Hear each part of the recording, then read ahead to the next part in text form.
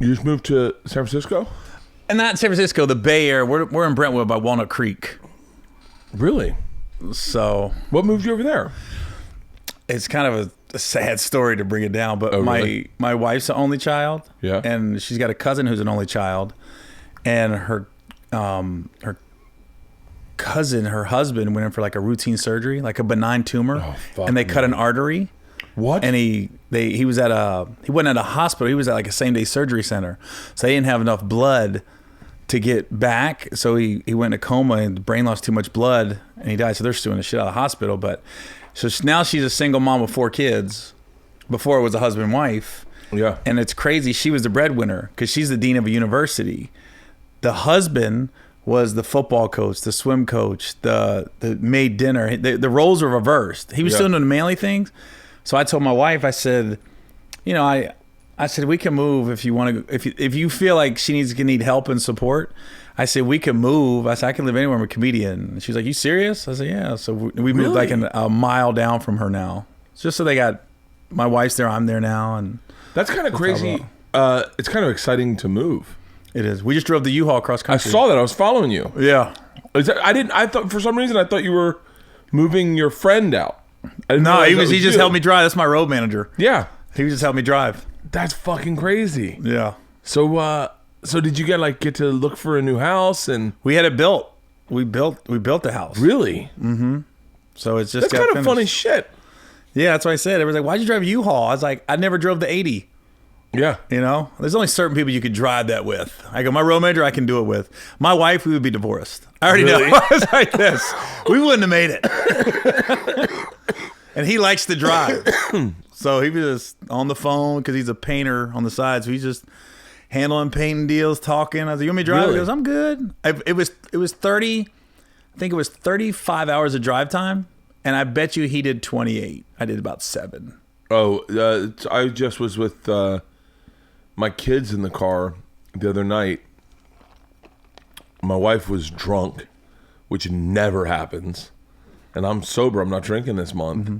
And I drove home from a party and my daughters were like, I don't think I've ever seen you drive, Dad. I was like, really? And they're like, because I never drive. I don't normally drive. Like, even if we get in the car, my wife always drives. Today we went to go look at a house and my wife drove.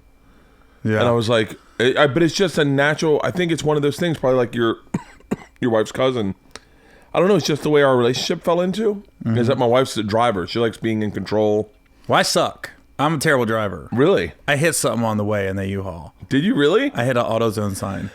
Like we stopped at Starbucks and I didn't realize how big the U-Haul was. And I made the left and I went right in the middle of Iowa. And Brad goes, watch it. And he went, and I went, fuck. So literally 3 guys from AutoZone walk out and they never acknowledge us. They just start looking at the sign, and I told Brad walked out and stood by him, and they never acknowledged him. I go, fuck it, let's go. Yeah. So we just backed out and left. When we left, they were still looking at the shit. Little overhang. You know Bobby Kelly? Robert Kelly? Yeah, Robert Kelly. Robert Kelly from Tourgasm? Yeah. So, yeah. Wait, you have such an interesting comedy career because you're. We started. What? Yeah, we started. Yeah, we started. Yeah, okay. We started. Yeah. You have such an interesting comedy career because you really are kind of like out of the bullshit of it. Is that? I'm out sense? the loop. Like I've never done the festivals. I'm not. You know, I live in Ohio. I don't see a lot of stand-ups. Like I met you once on a plane. Yeah. Headed to Cincinnati, and it was weird when we met because we were both kind of looking at each other, and like, is he an asshole? Should I say hello? You're so different than, like, I think at the time, I just was talking to Colleen Quinn about this in Omaha. I was saying there's a few guys that I know from the circuit, meaning like we all saw each other's pictures up whenever you'd go anywhere, and you felt like you knew them, but you never even met them. Mm-hmm. Like next week in Omaha, this week, I guess if this airs, John Morgan's there. I've never met John Morgan. I feel like I know that guy. Yeah, I don't think so I have many either. people have told me so many fucking stories. Jay Medicine Hat, remember that guy? Yeah. Dude, I've heard so many Jay Medicine Hat stories, and then when he died, I was like, God damn it, man. I'm going to miss him. I never even met the guy. Yeah, I met him once. Really? Yeah. It was the same thing like we did. Like he goes, what's up, man? Yeah. So you're like, what's up? But you're like, I don't know him, but I know him. And then you're just kind of, I don't know, it's almost like you got gloves on. And then you just realize, oh, okay, he's cool. But you have, like, and there are some guys who kind of do that, and they stay on the road, and they just kind of, that's their thing. But you kind of have still grown. Like, you're still in the business. It's not like your isolation hasn't isolated you from the business. You've always worked in the business. Yeah. Well, you know, I don't go to comedy clubs a lot. Like, I don't hang out at the store or the Improv or the Laugh Factory. And that, I mean, that's a story in itself because when I first got out here, I did the whole wait in line to open mic. And I'll never forget, I did it like 3 weeks in a row. I finally got the call. You're showcasing for Mitzi tonight. This was 98. And so I went up, and there was 4 girls and me went up. And I was the 5th one. And I know it sounds cocky and conceited, but I clearly had the best 5 minutes. Yeah. And so I'm thinking, oh, I'm good. But when I was on stage, I looked in the back of the original room, and Mitzi had the 4 girls around her talking to them. So she never saw my set. Yeah. So then I got done, and I called like a couple days later, and they was like, yeah, you're not a paid regular. You didn't make it. And I go, huh? And then I saw the other girls did. And I went, really? And I said, I will never, ever perform in that room. And I never have. Really? I said, I'll never go up. I was I said, because in my brain, I was like, I did everything you asked me to do. I stood in that line for 3 hours. The one thing you didn't weeks. do was go up and suck ass to the person who's booking the room and distract from the show going on. Like, you didn't go up when the other girls were on stage like, hey, Mitzi, this is Gary, nice to meet you. I just thought, and that is kind of bullshit that someone... Yeah, but that is in a weird way, that's Hollywood for you. Yeah. And I just told, I've never been up. I've probably been in the Comedy Store 10 times in the last 15 years. Really? I don't know, like, I come to, like you said, I'm in the loop. So I'll come to LA for meetings and auditions and stuff, but I don't go out. So I kind of just stay in my hotel room. It's a very isolated existence, kind of. But yeah, but kind of nice. Like, you know, I'm a lot probably closer to you than I am the regular LA comic, because they texted me today for spots, and I was like, yeah, I'm dadding the fuck up this week. Yeah. And they were like, okay, but no one else does that. Everyone else is there every fucking night. I just don't have it in me, man. When you do the road the way me and you do, and I think me and you do it probably, I would say if you're not every week, you're 3 weeks a month. Yeah. I have to call my agent and tell him when I want off, because I can't work every week. So I have to call him back. I don't want to work this weekend. So wait, where did you start? San Diego. I started with like Bobby Lee, Nick Cannon, Darren Carter, like that group, the late 90s in San Diego. Really? And it was weird because I had two different cliques, I call it, because the first time I went up to the Comedy Store, I'll never forget it. I wasn't 21, and I got a Sunday night spot. I was like one of the last people up, so it's like 1 a.m. There's probably 10 people in the audience, but there's like 15 comics in the back, and the comics started heckling me, and I was like, and it wasn't like heckle like you suck, but they were laughing at shit they shouldn't have laughed at and distracting from what I was doing. Yeah. And I was getting so frustrated because you got 5 minutes and you're nervous as shit. So I had a beer in my hand, and I'll never forget. I was like, hey, you guys in the back, keep heckling, because I'm only 20. I've been drinking this club all night. Why don't I call the cops and shut this fucker down? And when I say the lights went off, a guy came and literally out of a movie threw me out of the front of the Comedy Store, like grabbed the back of my shirt and threw me out. And I did like a front roll in front of the Comedy Store in La Jolla. And I got up and dusted myself off, and I said, well, I can't come back here, but I think I could talk shit. Yeah. Yeah. And I was banned for like a year, and I couldn't go back up. So by me being banned, it lit the fire like I want to be a stand-up. So I was in the Navy at the time. So Hold on, you were in the Navy? Yeah, I was active duty. And so I was like, where can I go up? So a couple black guys that I was stationed with started telling me about all the hood spots. And so I would go there, and then I figured it out. I'd go to karaoke bars. Instead of singing songs, I would tell jokes. So it got to the point where I was like in the karaoke scene in San Diego, like, oh, that guy does stand up. He doesn't sing. So they got to know me. And then it was funny because Nick Cannon, I did this funniest black comedian in San Diego contest. I was listening to the radio, and I didn't say I was or wasn't black. I just called in. So when I got there, I entered and I won. So I was the funniest black comedian in San Diego. So it was kind of funny. Well, Nick Cannon was there, and his manager was there at the time. Nick was in a rap group called The Bomb Squad. Yeah. And so... What year is this? This is 98. Yeah, okay. And his manager was like, yo, you're funny, man. This is right before he started doing Nickelodeon, I bet. Well, I'll tell you the whole story. This is how it all played out. So his manager goes, there's Guy Tori's Fat Tuesdays at the Comedy Store. So when I say I've never done the original room at the Comedy Store, I've done the main room. I would do Fat Tuesdays. I just wouldn't do the original room. And he goes, Guy Tori's doing it. He goes, I can get you on. And I was like, okay. So he got me on at Fat Tuesdays at the Comedy Store. And Nick rode up with us. And Nick was like 16, 17 years old at the time. Yeah. We get back that one time at the Comedy Store, Magic Johnson's people saw me. And Magic had that talk show called The Magic Hour that lasted like 6 months. I remember that show. So they was like, yo, Magic's looking for a sidekick. And they was like, they liked you. And I was like, really? Keep in mind, I've been doing stand-up like 6 months.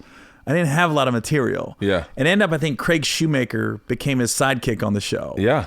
And I went and I came back to LA, drove up, met with Magic, came back down, didn't get the job. But I was editing a VHS tape of my act to send to Magic's people. Because I was making it up. Like literally I was having guys film me like that week. Like I got to get a highlight reel. I don't have one. Oh yeah. So Nick came over with his manager and Nick goes, I think I'm going to start doing stand-up. And I go, you should. And it was like an epiphany, right? So Nick would start going up where I was going up, but he was doing other people's jokes because he didn't know. Yeah. And I go, Nick, you can't do that. That's so-and-so's joke. He goes, oh yeah, I saw it last night on Confview. I thought it was funny. And I was like, oh no, you can't do that. He just didn't know. Yeah. So then he started honing his act. And we rode up together to Oakland, did the Bay Area Black Comedy Competition. And I'll never forget, Nick went up, and that's where some Disney reps was there, some Nickelodeon reps was there, and then Nick, that's how the groundswell started happening. Was that they had real execs back then. Yeah, that was a different time in this business. Yeah, that's when you got discovered and you got like a $500,000 deal, and you got pulled out. Yeah, so that's how Nick, that's how he really got started and getting his name out there in the business was the Nickelodeon, the warm up, and that was the same year, 98. When 99 was the one festival I've done was Montreal in 99, and I don't know if you remember a guy named Chicken, Michael Roof. Of course, I remember Chicken. I can't believe he committed suicide a couple years ago. Dude, I got to be dead honest with you. If I was gonna make a project, I'd make a documentary on that guy because I got my deal. I got my first deal when he got his deal. In Montreal that year? I got it. I wasn't even at Montreal.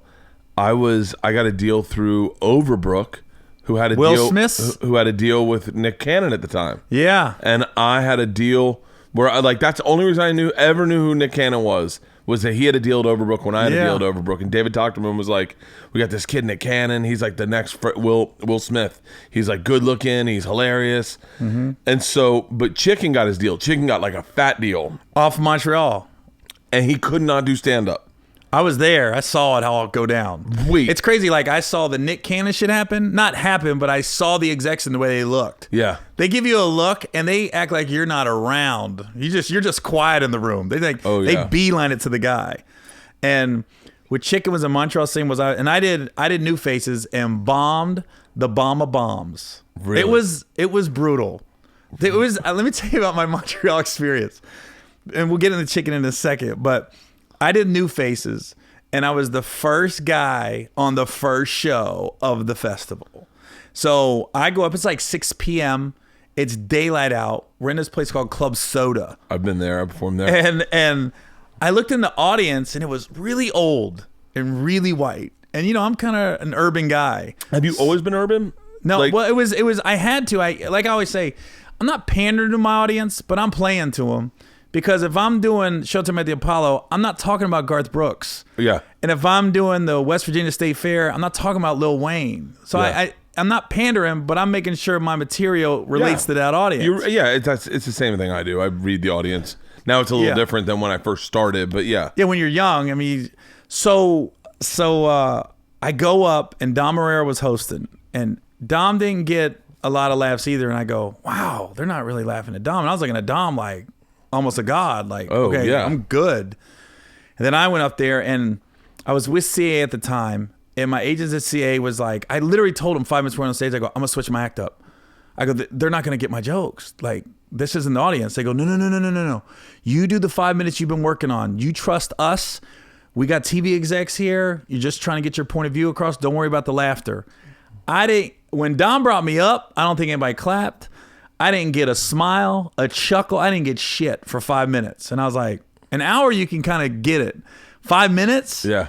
I literally walked off stage. I walked out the back of the club, and my CA agents at the time was like, they was telling my wife, who was my girlfriend at the time, yo, we got these people who want to meet Gary. She goes, he ain't coming out. I know Gary. Yeah. And I walked 2 miles back to my hotel, and she stayed about 50 feet back from me because she knows I was pissed. I was like, I should have went with my gut. And then I had 2 days before I went up again. We had a day off.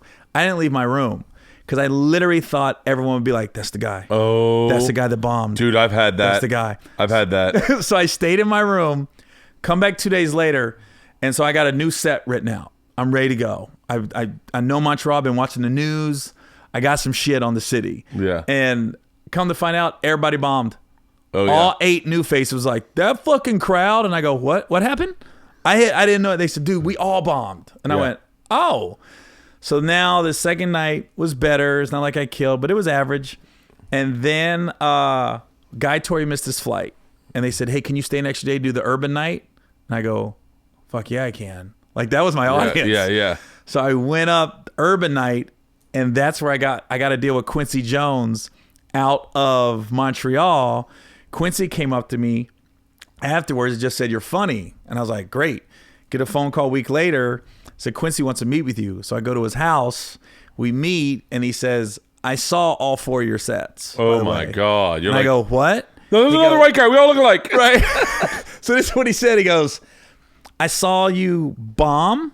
He goes, then I saw you come back 2 days later and did better with a different 5 minutes. Then I saw you do the urban room, and you did 2 different sets that night. He goes, so I saw you do 4 different sets. He goes, and it was like a roller coaster. Like you went down, but then you got yourself back up. He goes, and I saw you adjust. He goes, and that's what I liked. So the bomb actually helped me get the TV deal with Quincy. And even though the TV show didn't go anywhere, it was cool. Honestly, that was one of the best TV deals I had because I kept getting to go to Quincy Jones' house. And in the middle of trying to develop a TV show, I'm hearing these amazing stories of Michael Jackson and Frank Sinatra. And you know he's not lying. Oh, yeah. He has no reason to. That guy. And there's stories I probably wouldn't share because I felt like, oh, he opened up a little bit. Yeah. You know what I mean? And just to see like his house and like he had a wall of Grammys. Not like one. It was just a wall of nothing but Grammys. And just the stories that he opened up and shared with me, I was like, but Chicken, we were talking about Chicken, so I got sidetracked. Chicken, I saw him get the deal and he ripped. And then we had dinner right after he ripped that night. And he goes, yo, I've been waiting to meet you. Because he was like the other white guy doing the urban rooms. Yeah. And so we talked, and then he got the hype, that show Hype on Fox was his show. Frank Caliendo.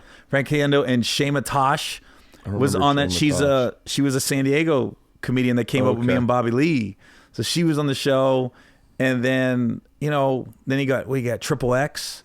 Did Triple X Black Hawk Down? He had a small part. He was on Black Hawk Down. Yeah, so he was doing his thing. Like you keep tabs on those guys that you're in Montreal with, basically. And then one day, and then I was like, what? And I remember asking somebody, whatever happened to him? That somebody said, yo, he moved back to Georgia, and he was like selling used cars, is what I heard.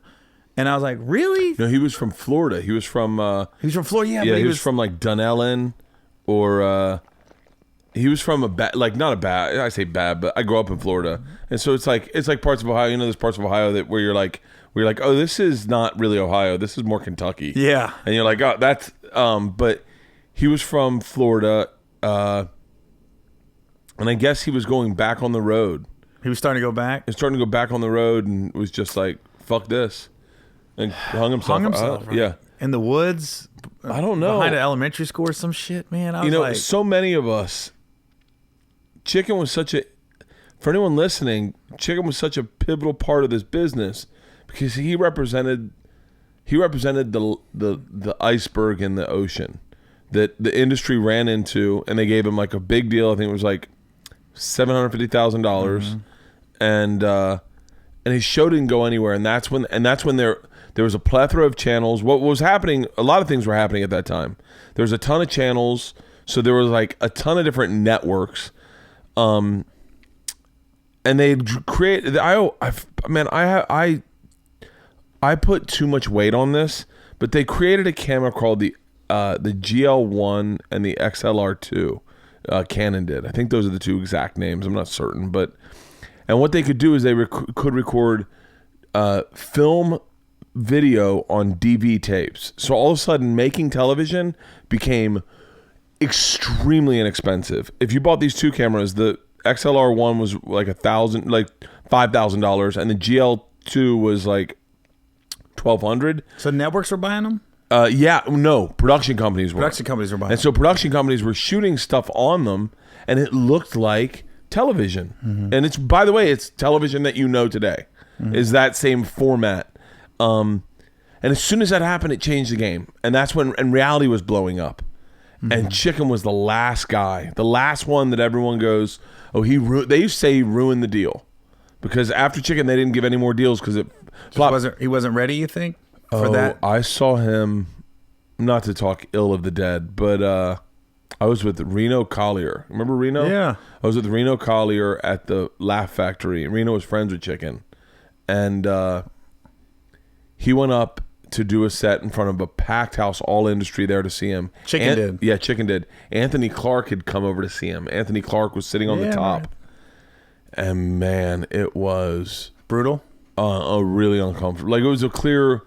Like, there are guys like, this is going to seem like a slam, it's not, but like Nick Swardson at the time was very high energy and goofy and silly, but he had great jokes. Yeah. He had really great jokes. So you were like, even with all that silliness, you still went, I wish I had written that. And Chicken just was like, you guys seen Titanic? I want to be in Titanic. I want to be the girl though. And like, he just stood on a stool and then like, it was just, there was nothing there. And he had a lot of attitude. Like, well, his set in Montreal was it was the opposite of that. He got set up perfect. Really? Like the person before him was low energy and the material was okay. Yeah. And he just came out like boom. Like almost like the crowd, like we want some high energy, but they weren't getting it yet. Yeah. And he came out, he was dancing, and he literally, when the audience started grinding on this woman and she ate it up and the crowd, and they just and took off. Honestly, my deal out of Montreal, my TV show with Quincy, if it would have went, I wasn't ready. I wasn't ready to be the lead of a sitcom. I had to deal with Will Smith. If that had taken off, I was definitely not ready because not only that, I had like 5 opportunities after that I wasn't ready for. I have one of the worst. I guarantee I have one of the worst stories about losing your own TV show off a table read. I'd like to hear that. Was I had a deal with Yvette Lee Bowser and Warner Brothers about 2001. Who's Yvette Lee Bowser? Yvette Lee Bowser created Living Single. Okay. And created the one with Holly Robinson Pete. She's had about 3 shows in syndication. Yeah. Living Single was the big one though, right? Living Single was with Queen Latifah? Yeah, and Kim Fields and Overton. So I had a deal with her. So the networks passed, but we didn't take it to like UPN and WB. We thought we're going with the big networks with this one. Yeah. But then UPN wanted to see it, and UPN really wanted to be in business with Yvette. So she goes, okay, we're going to take it to UPN, but we're going to have it cast it. We're going to have it ready to go. So when they say yes, we're ready to go. Yeah. So we do the table read. So Holly Robinson Pete's playing my wife. Essence Atkins was the sister. It was a good cast. And I never did a table read before. So I thought you had to memorize the script. I didn't know you just read the script. Oh my God. So I'm literally for a week studying this script, and I thought it was like an audition. Yeah. So I'm like, okay, I'm ready. So we go in, and I'm in 80% of the scenes. So I got my shit closed. Like, I'm ready to go. We got to about page 8. Oh my God. I started to stumble, and I went, I'm fucking uncomfortable. So I'm literally scrambling to find what page we're on. And I'm like this. This is when I also knew everyone's they won't tell you if you're terrible. Yeah. I mean, I blew it. It was awful table read. I was the weak link, and And we get done and everybody clapped. Great job, everybody. Great job. I go into Yvette's office and she goes, what happened? And I go, I didn't know you were allowed to read it. I thought you had to memorize it. So I thought I had to. I've been spending all week trying to memorize 35 pages of dialogue. Yeah. And then she not goes, running it with anybody. Not running with anybody, right? So, long story short, they casted Jason Bateman as Gary Owen. Really? And luckily, the pilot didn't go anywhere because in the midst of them, UPN was like, we got this other show we want you to do. And she ended up doing the other show with, I think it was called, Holly Robinson Peete was in it. I know this show. I can't remember, but it was on for 5 years on UPN. Yeah, I know. Chico Benjamin was in it. The girl... For Your Love. Yeah, thank you. For Your Love. Were you a that big was the UPN show. fan? That was the show she ended up doing. So my show, and I go, what happens if my show goes? And she goes, well, we're going to ask for you to be back on it. But if not, you'll still get like based on the stand-up and a created by credit. Oh. I said, and I remember thinking at the time, Jason Bateman, what the fuck's he been doing? Yeah, and now you look at him and you're like 2001, he literally, I was like, you got Jason Bateman? Where's he been? You know, I remember thinking that. But I was, lost my own TV show. Off a table read. So when, did you grow up in Ohio? Cincinnati. You grew up in Cincinnati? All over. You know, I grew up in a trailer park. That's not a lie in my act. Yeah. It was Island Lake Drive Mobile Community in McGonigal, Ohio. Is where I grew up. Wow. It's right out. It sits in between Hamilton and Oxford, Ohio, where Miami of Ohio's at, the university. Yeah. So my high school was a bunch of farmers, trailer parks, and then college professor kids. It was a weird dynamic. Because it was an odd dynamic. So even though we were probably one of the poorest school districts, it didn't come across like that because it was the statistics were messed up because we had so many college professor kids at the school, but 80% of the school was broke kids. Really? So did you have brothers and sisters? Yeah, I got 6. What? 6, but none of them were full. My mom and dad had me in high school. So I had two brothers. One passed away a couple years ago of a heroin overdose. I heard about other brothers that. in prison for using and dealing heroin. So my 2 brothers are kind of gone. One's dead and one's in prison. Really? Yeah. And then you have sisters too, and they're. I got I got one. Yeah, the girls ended up okay. I got my dad's side. He's fine. He married. My 2 sisters went to college. They played soccer. One went to Oakland University in Detroit, and the other one went to Findlay University in Findlay, Ohio. One's an engineer with General Motors, and the other one is like a guidance counselor or something. They're fine. They're doing How did you good. stay out of drugs? I don't know. Like, you grow up. Have you heard the book Hillbilly Elegy? By J.D. Vance? It's a pretty good book. You should read it. Ron Howard's about to do a movie on it. Oh, really? What's it called? I might be mispronouncing it, but it's Hillbilly Elegy by J.D. Vance. I'm gonna go. My wife grew up in a trailer, but they didn't. And it wasn't a trailer park.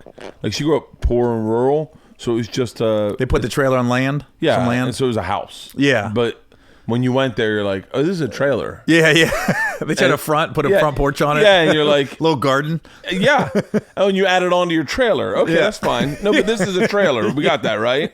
So funny. My buddy Russ Matthews, his family had money, but they were, they started. I think a lot of people in the South were like, had money, but still grew up poor and still looked at the world poor. But although they had money, I think they probably had money when his dad was growing up. But his dad, their lake house was a trailer, they had added on to it. But it was a trailer. In essence, they had cut the front off the trailer. It was hillbillyology. My wife would love something like this. J.D. Vance. But it's an insight into the mentality of where I grew up. Because he grew up in Middletown, Ohio, which is right next to where I grew up in Oxford, Cincinnati area. Hillbilly Elegy. By J.D. Vance. It was like on the New York Times bestsellers for like a year. All right, I'm going to forward this to my wife. But I read it and I was like, oh, it gave me an insight of how I grew up and how I avoided drugs. Because he grew up in a similar environment than I did, where I just got lucky, man, because I chose the right friends to hang out with in school. Yeah. So, you know, my brothers, even though they probably never admit it, but, you know, we had an abusive stepdad, which is their real dad. And he was mentally abusive. I mean, I was able to navigate through the world pretty good. Because I got the oldest?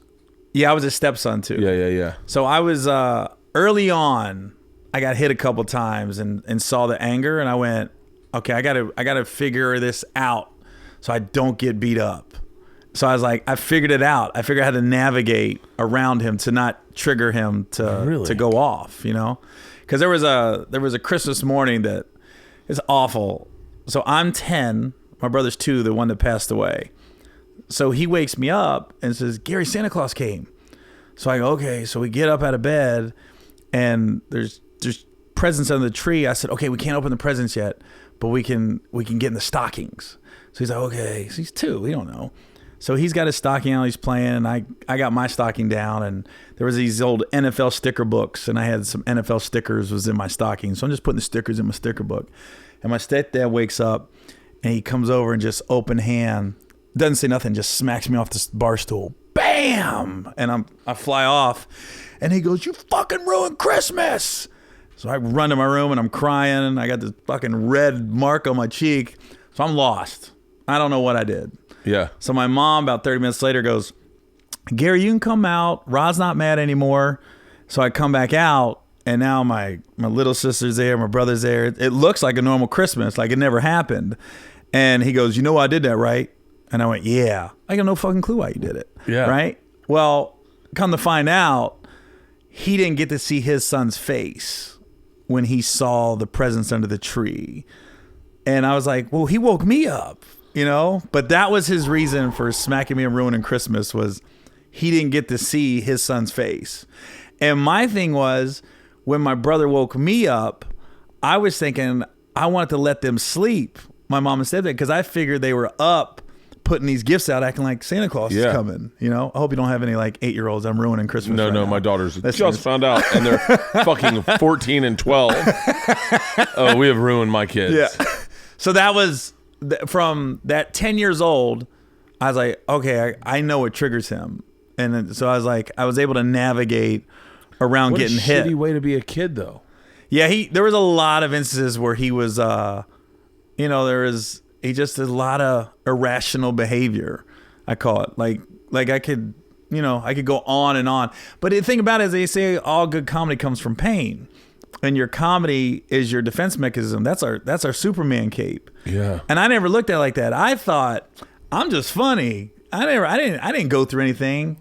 Then when my brother died, I had to really take a look at myself and be like, oh shit, my stand-up was the reason I didn't do drugs. Me making kids laugh in high school and being a class clown. Yeah. That's what it was for me. I didn't gravitate to drugs and alcohol. I was like, I just want to make people laugh. And going to school was my escape. So I didn't want to do anything to not be in school.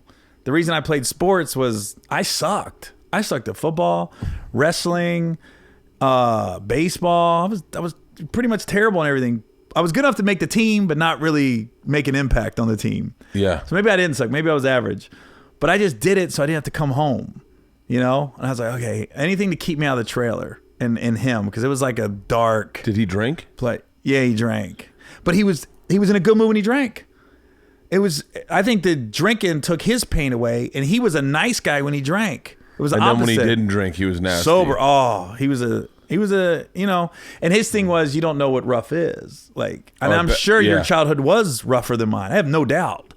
But, he always looked at it like, Gary ain't that bad.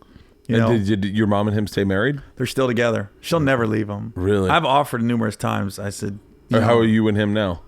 I haven't spoken to him or my mom in probably 4 years since my brother passed. Oh, really? I wasn't speaking to him before, and because I did an article on BuzzFeed, and it was an 8-page article on how there's a white guy that's huge in the black stand-up circuit. And how did that happen? The article was, how is a white guy one of the largest urban acts in the country. How did that happen? That is a great question. Yeah. That I would love to get to the bottom of. because there's like, not to derail this, because I want to keep talking about your mom and dad. Don't let me not go in that direction. But there's a guy in my life, his name's Miles Mosley, who for some reason has just, black people have always loved him. Like our freshman year, he got put, there were 2 floors of boys. One was black and one was white. Freshman year of college. White was dorms? Yeah, in the dorms. They say, I know that sounds crazy that people are like, that's impossible. It's very possible. It's a Florida State? Yeah, Florida State. They had segregated the 2 floors. That floor was also, they were all football players. They were all there for summer school and playing football. And we were all just dumb white kids who were there for summer school because we couldn't get in. They read, I always say they misread his name, Miles Mosley, and thought he was black and put him on the black floor. But he was the one white guy on the black floor. And man, to this day, I've never seen a guy be adored more by black people in general other than you. Like, and so I'm always curious to that, because I always want black people to like me, but I feel like I'm always trying too hard, and they can sniff it out. They're like, we get it. You still sing the N-word. We get it. Like, you know. But so wait, go back to, so the BuzzFeed article came out, and did you say something about your parents? Well, yeah, it's an 8-page article, and a paragraph of it, the guy says, I said, my stepdad's an asshole. I said, my stepdad's an asshole. And I didn't really get into it, but that's what they grabbed. That was the first time I think somebody had let the cat out the bag. Like, you spoke against Rod. Oh, and fuck. You got to, and my mom said my mom started talking to me, and what happened was she came home, and my one brother that died, he was the one that was still talking to me. He's like, we're good. Regardless of the bullshit, we're good.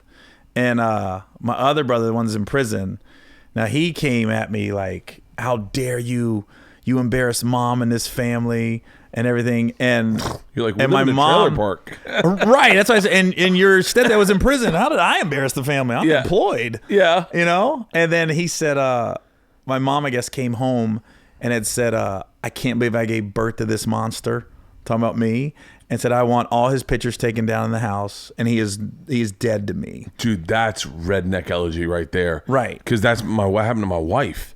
My wife, with her family, crossed her mom, and her mom burned all her childhood pictures. Well, you know what it comes from. Where's your wife from? Georgia on the border of Alabama. That mentality is, what happens in a house stays in the house. And you're not allowed to talk about it to anybody. Yeah. And if you do, you're ostracized from the family, regardless of right or wrong. And they come up with this alternative reality that they're like, no, it goes the whole blood thicker than water, family over everything. Yeah. You have crazy family members. And you got 2 ways to deal with it. You can talk about it, go to therapy, get help, and open the lines of communication and admit you weren't perfect and work on it, or you can just stay in denial and be like, no, you're not going to speak on him, and then you're exiled from the family. And that's what happened. That's where it came from. You know what I mean? Is the one paragraph in a BuzzFeed article, and that was it. And then my brother dies, and when he died, did you go to the funeral? Yeah, my mom finally called me. Hadn't talked to her in about a year. She calls me, and then you try to make up. You try, but it still was. It was there. You know what I mean? Yeah. And what happened was there was a custody battle for my brother's daughter, and the guardian ad litem, who was in charge of the daughter. You know what that means? The courts assign a lady who's impartial. Her job is to figure out baby mama or my mom and stepdad get the baby. So she's impartial. And she called me. She sent me a Facebook message. She said, I know this sounds weird, but I'm actually in charge of this custody battle that I don't know what's going on. And she goes, I just found out, are you Dallas Randall's brother? Because we got different last names. Yeah. And I messaged her back. I said, yeah. She goes, is it possible for us to meet for coffee or at a public place? I had no idea you were related to him. So I meet with her, and she basically says, there's a custody battle going on. There's no picture of you in the house. I've been at your mom's house like 15 times. Yeah. And the only thing she ever said is my oldest son left home when he was 17. And that's all she brought up. And she goes, I'm not comfortable with either household getting this baby. She goes, so I think I might recommend an emergency removal. If that happens, she goes into foster care. And I said, that can't happen. I'll take her, if that's what you're getting at. Yeah. So I told my wife, and he's like, yeah, we'll take her. So we go to a Target and get a car seat. We're getting our house ready because we think they're going to remove it. The judge said, baby's not in any physical danger. You know, she's going to stay where she's at. But my mom and stepdad saw my name signed, I will take her if they remove her. Oh, this all happened Jesus. in less than a day. So I don't have time to call my mom and tell what's going on. Yeah. So from that, it went, oh, Gary's trying to get custody of the baby behind our back. And really, we were the best option for the baby. Oh, yeah. Literally, the guardian ad litem came to our house and goes, I want to stay here. I'd rather stay at this house. She goes, this is a lottery ticket for the baby. Yeah. So, but the text messages I got and the phone calls were so evil from my side of the family. I had to call my wife and say, we can't go after custody. I said, they're going to fuck up our kids. And I said, if we take this 2-year-old at the time, I go 10 steps forward with us. Every time they go to them, they're going to start putting shit in their brain like, your dad, and, you know, Gary's this and my wife's this. And he's going to take 7 steps back. And I go, I just can't risk fucking up my kids and my family. Yeah. And it sucks because there's a little girl out there that, you know, she's got to have a hell of a spirit and a resolve to get out of that. And it can't happen. I mean, I'm a testament. Yeah. But it just sucks because she's my niece and I can't risk my own family's peace of mind and safety, honestly. That's fucking crazy. So did you leave home at 17? Yeah, I turned 17. Yeah, I joined the Navy right after high school. Just join the Navy? Yeah, Shut immediately. The fuck up. You know, that's like I only hear about that in movies. No, my mom had to sign off to say I could go. Really? 'Cause you got to be 17 to join it. You got to be 17. And I know it sounds crazy. I joined the Navy to be a stand-up because I didn't take the SAT. I didn't take the ACT. I just said, I told people in high school, my guidance counselor, I said, I'm going to be a stand-up. I'm going to stand up. And they said, you're not going to college? I said, no, I don't need that. I'm going to be a stand-up. And my thought process was, if I join the Navy, they have the big bases in California. And I thought all of California was LA. I thought David Lee Roth, California Girls, the whole state is LA. Yeah. But I was like, okay, I get stationed in San Diego, and then I can start doing stand-up. So my first 2 years, I was in the honor guard in Washington, D.C. We did the funerals and parades. Ooh. And even then, I was telling people, I'm going to be a stand-up. Yeah. I was telling people, like, Martin was on at the time. I go, I'm going to have a show like that. And I remember a bunch of us Navy guys sitting around one night, and they was like, what if you won $1 million, like the lottery? And guys was like, I tell the Navy, kiss my ass, I do this. I said, I'm going to make $1 million.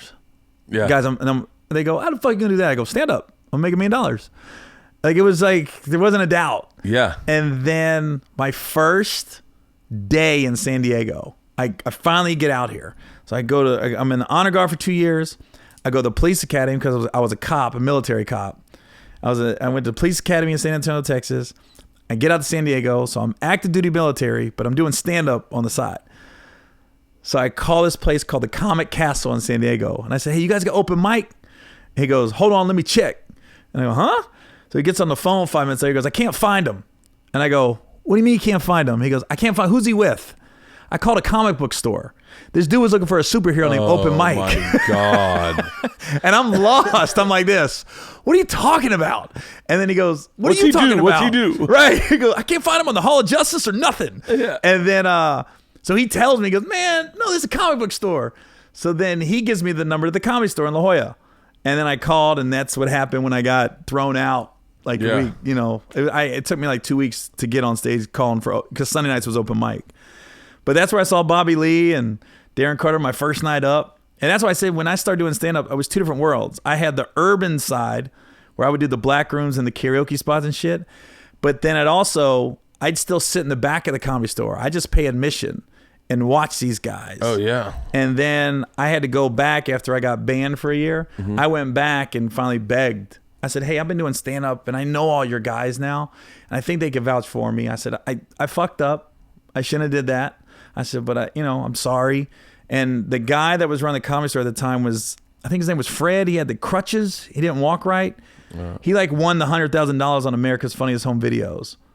All the San Diego comics knew him. Yeah. Bobby Lee knows him, Darren Carl, them, but I can't remember his name. But he was the gatekeeper of La Jolla. You had to get through Fred to get through, and he finally said, "All right, I'm gonna give you 5 minutes on Sunday, and if you're funny, then you can start coming back. If not, that's it." So luckily, he thought my 5 minutes was funny, and he goes, "All right, Gary, you're good," and I ended up having a great relationship with everybody over there after that.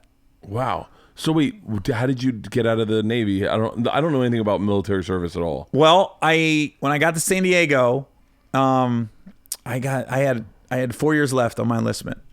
So when you sign up, what did they give you? Like 8 years? 4. I signed up for 4. Oh, yeah. Then I went to the police academy, and I had to do a 18 or 19 month extension because once you graduate the police academy, they need 3 years out of you because they basically spent money on training you to be a cop. Yeah, so they want their 3 years. You could go over and be a regular cop. Most guys are going to be a regular cop coming out of the military like that.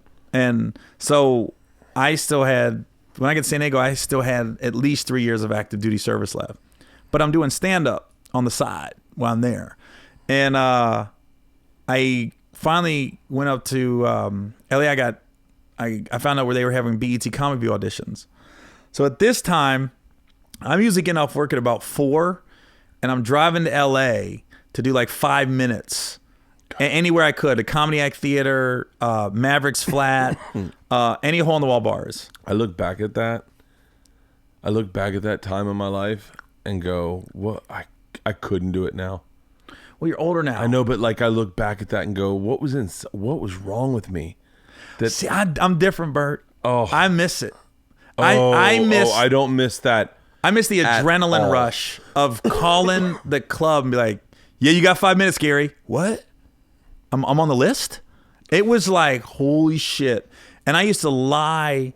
I used to get off work at like 4:30, go straight from work, I had a S10 Chevy pickup, drive up to LA for whatever 5-minute spot I could get, and then drive back down. I got to be back at work 6 a.m. And I would sleep. There was it was either a Walmart or a Kmart in Dana Point. So if I ever got tired, I knew that was a safe neighborhood. Yeah. And I know I could pull my pickup truck in there and sleep for like a half hour just to get home. But then I started lying to guys that I was in the military with. I would lie to them and be like, "Yo, I saw Jim Carrey last night. I saw Chris Rock last night." No, they're always there. They're like, "Dude, I'm going to ride with you." They just want to see celebrities. Then we get there and be like, "I didn't see nobody." I go, "Weird night." Weird night. It's off. It's off tonight. Yeah. It's not like we was at the comedy store. I was like, "Oh, weird night." You know, we was like at Dublin's. God damn. But I would do that 3 days out of the week, and then the weekends I would always come up and just stay on people's couches, just to get my name out there. But I that was, to me, I don't have the feature and hosting road stories where you're on the road for a month making $300 a week and then you come back to LA with $1,200 or something like that. Yeah. Because I was active duty, I couldn't do that. But I felt like I quote unquote paid my dues by those drives. Oh, those 3 or 4 days out of the week. Whatever whatever paying your dues means. I know that. I think that was Chicken's biggest hiccup, was that there were people in LA who didn't feel like he paid his dues. There were people who were going up every night at the Improv that had never heard of him and didn't feel like he paid his dues, but he paid his dues in a different way. But I think that was the slight on him, was that he didn't pay his dues. I know that that's what people hold over everyone's head. Mm-hmm. Oh, you never paid your dues. Dude, anyone who's driving fucking 2 hours to go do 5 minutes. 4 hours because you're up and back. Yeah, back and forth. I paid my dues in like 19 different ways. And I really honestly think that's why most comics don't begrudge my success. Like they go, and I'm not saying I'm like super fucking successful, but they go, "Oh, if it can happen for Bert, it can happen for me." You know, because I worked the door at the Boston Comedy Club. I fucking hosted. I featured. I headlined B clubs. I did all the shit. I had kids when I was poor.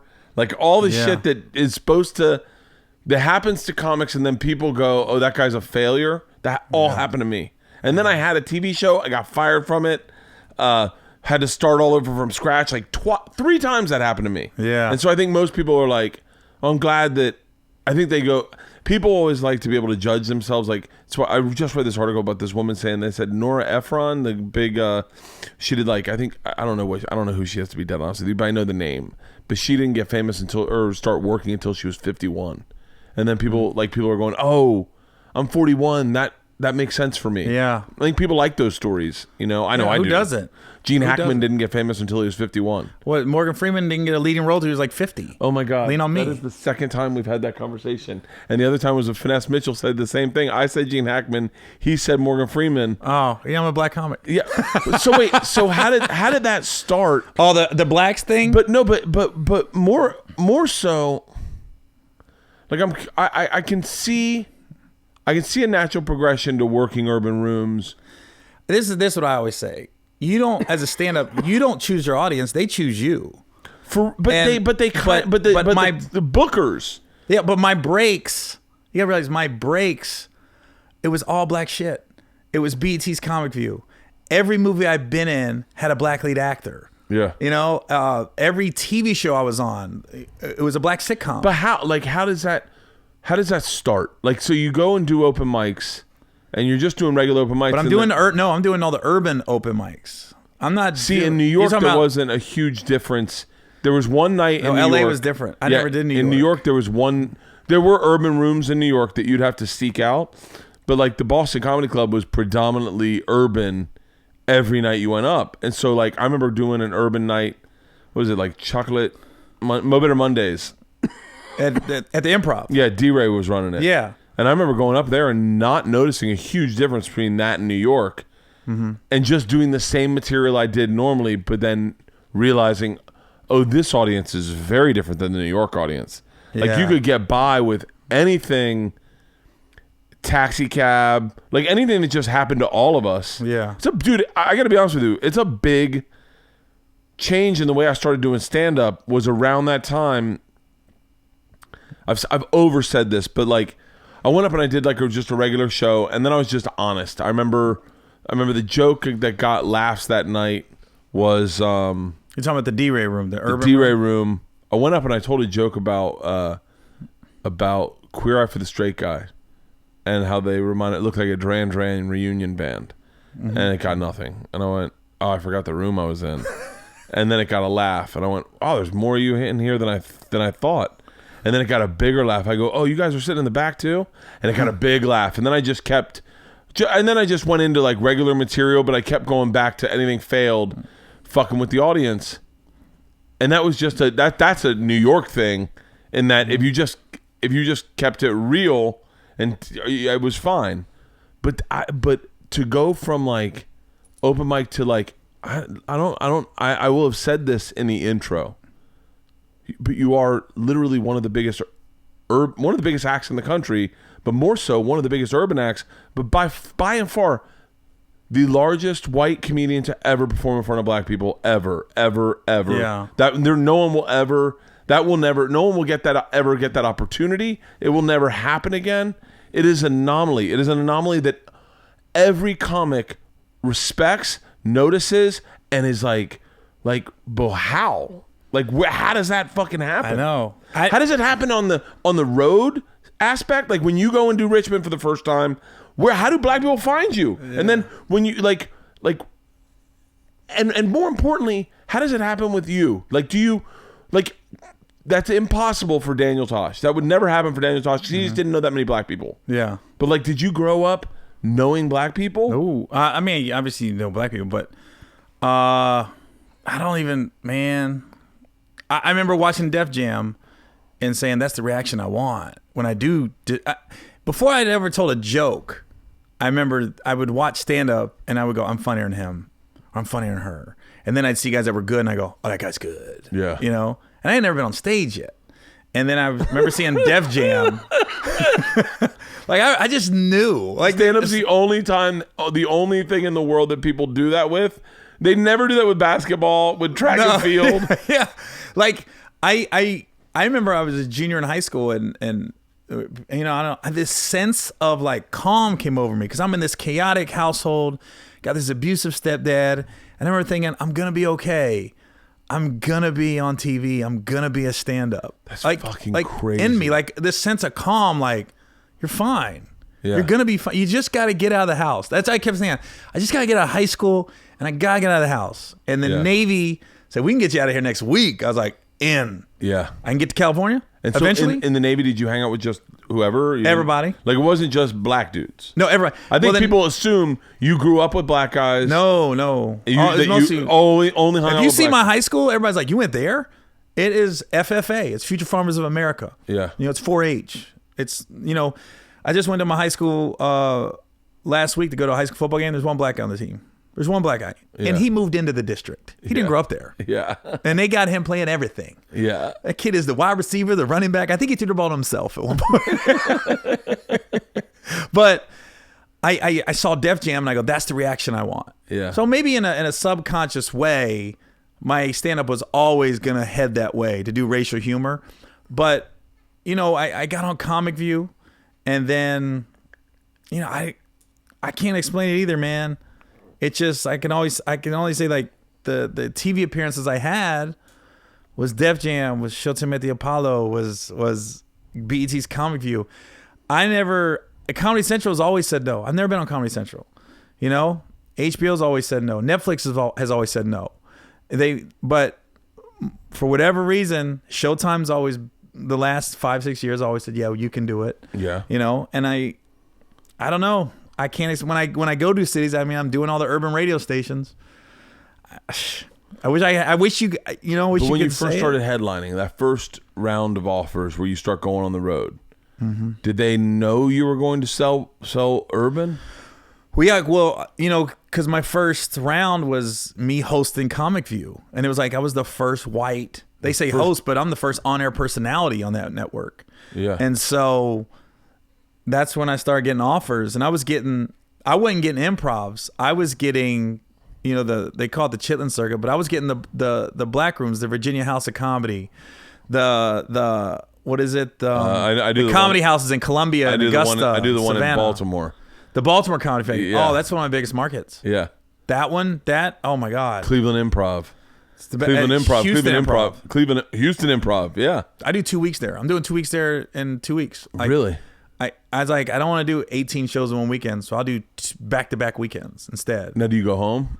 I'll go home in between Monday, Tuesday, Wednesday, and I'll come back on Thursday. Crazy. So I'll just do 2 weekends, Houston, instead of doing 3 shows Saturday, 3 shows Friday, 3 shows Sunday. But I don't. I'm just for the listener. Let me ask you this: being a mainstream comic, like you are, is it? I sometimes think, I don't know. Some of the white comics look at me like, oh, he's just pandering and no. I don't know how they look at me. I don't know. The only videos I've ever seen of you online, but it's only that I'd get into is always you dealing with hecklers. Like that's just more my, like, I don't go and watch people's acts. It's like I'll just go and watch people. But I don't think anyone thinks that. I think people go like fuck, I honestly think most people go, how did that happen? Yeah, it just is a weird, because what happens in this business, I say this for people listening, but when you do one city weekend back to back, that is a huge testament to your appeal, usually with your people. Like Fluffy does it. Fluffy does Ontario. I remember when I first started, Fluffy would do Ontario. Gabriel Iglesias would do Ontario weekend to back, just back-to-back weekends. And then it started going like back-to-back weekends, and he'd also do shows Monday, Tuesday, Wednesday, Monday, Tuesday, Wednesday. Yeah. And then Coy. 2 shows on, Joe Coy. Killing it. And it's just Russell Peters. But to be the guy from the outside doing it, the guy that's not, but to have love in a culture that's not yours. That's not yours is almost it's unheard of. Yeah. Especially with black people. This is the fucking thing I'll say about black people. And I know they're listening. They are not the best audiences. Predominantly, they are not the most forgiving audiences. Now, if you're a crossover act and you're black and you play just to white audiences, totally get it. It is so hard being a white comic performing in front of black people. It just is so, they dislike you the second you get on stage. See? Not you. Okay, Bert, let me try to correct you on that one. I always say black audiences have no skeletons in the closet. Okay. And I think a lot of times white comics, they get intimidated because it is a black audience. Hardcore. But like you said, what I've noticed, if you go up there and you're yourself, you do the same material. I don't care how you deliver it. Do the same material. And if it doesn't work, acknowledge it. That's all they want. I think black audience, they just be like, hey, man, you're flawed. You're human. We get it. And it's almost, I look at it, I always looked at it like, I've never been like judged or had backlash on the internet, social media from black people because of a racial joke or a special needs joke or anything like that. Yeah. The only people. Why do I do a racial joke and the white guy's offended? I'm like, why are you offended? The black people aren't. Dude. And I'm like this. I had to go to DC and meet with special needs advocates because I did a Special Olympics joke, and I had Maria Shriver and all these advocates coming after me because I said that we're retarded on stage. And I went, you're going to have to go after every comic eventually. They are actually. You know what I mean? They definitely are. They went after my buddy Tom Segura. Yeah, they went aggressively. After me. Yeah, me too. Yeah, that's fun. That's. I was just what I realized is those groups like that, they just hone in and you get in their crosshairs and they're like, and really what it comes to, they just want money. They want a donation. Yeah. They wanted to say they won because the best the best was this one lady sent me a tweet or a DM and she was like, I can't believe you did that. I have a special needs son. He's the biggest blessing. He's given me so much joy, and I hope karma kicks you in your ass. And one day you have a child that has special needs. So I said, so you want me to have joy and the greatest blessings in life? Is that what you want? Oh, that was and fucking... She sent me back. She goes, fuck you. That's what she said. That's fucking crazy that she would say how happy she is and then hope that you... But you know what it is? Yeah. And they don't want to admit it. And this is the honest God truth. Me dealing with these advocates and special needs, when I had to go through that shit I went through. When did that happen? 2 years ago. And what happened? Did you tell a joke in your Showtime special? I have a special needs cousin. I have a retarded cousin. Yeah. And I said it real low. I have a retarded cousin. Special needs. And I've talked about her in my act numerous times. And I've changed the name. I don't want to say her name, but in my act, her name's Tina. Yeah. It's not a real name. But... And I talk about Tina a lot. Like she's a big part of my life, especially when people come to see me. They're like, "How's your cousin Tina doing?" Yeah, you know what I mean. Yeah. And they I talked about, and this is a true story. We're at a family reunion, and my cousin got a STD, and the whole family was like, "Can you believe that? Can you believe she got an STD?" And I'm going, "She's fucking." Yeah. That was my thing. Like, who gave it to her? Yeah. And then found out her boyfriend's special needs. So he gave it to her. So he's fucked somebody else. So I do this whole joke about how was the courting? How did they get into bed? It's not brilliant humor, but it's funny. And they got wind of it. And they just came after me. I was the perfect level of celebrity because I wasn't big enough that I could just be like, fuck you. Yeah. But I was big enough that it would create a media. They could get some media off of it. Really? And I had to fly to DC and meet with these people and all their advocates. And what I came to realize is from the parents that sent me ugly messages and everything, I think what it is the parents of special needs kids, they probably feel shortchanged. They're probably like, I did everything right in my life. And now, even though I love this son or daughter, now I'm with this person for the rest of my life. Then there's no 18, there's no 21 you're leaving home. You're with this person. And I think they're frustrated to some extent. They love them and that's their kid, I get it. But there's some frustration there and they don't know where to direct it. So when you see a comic say retarded or make fun of them, be like, you are not going to make fun of my child and I'm going to come after you. Yeah. So now they have a place to direct their frustration and their anger. And that's all I can come up with is why are you so mad? And the way I used to describe it is like, I didn't put my cousin down. I didn't say I got a retarded cousin. I put her down. I was just describing her. I got a cousin Joey. He's tall. I'm just describing my cousin Joey. He's tall. I got a cousin Tina. I said, she's retarded. I didn't put her down. I didn't say I'm better than her. I didn't say I don't love her, and I think that's where the frustration comes from. They're like, this is a financial, emotional, this is a toll on me for the rest of my life. And to the extent of when I'm gone, then what happens to my child?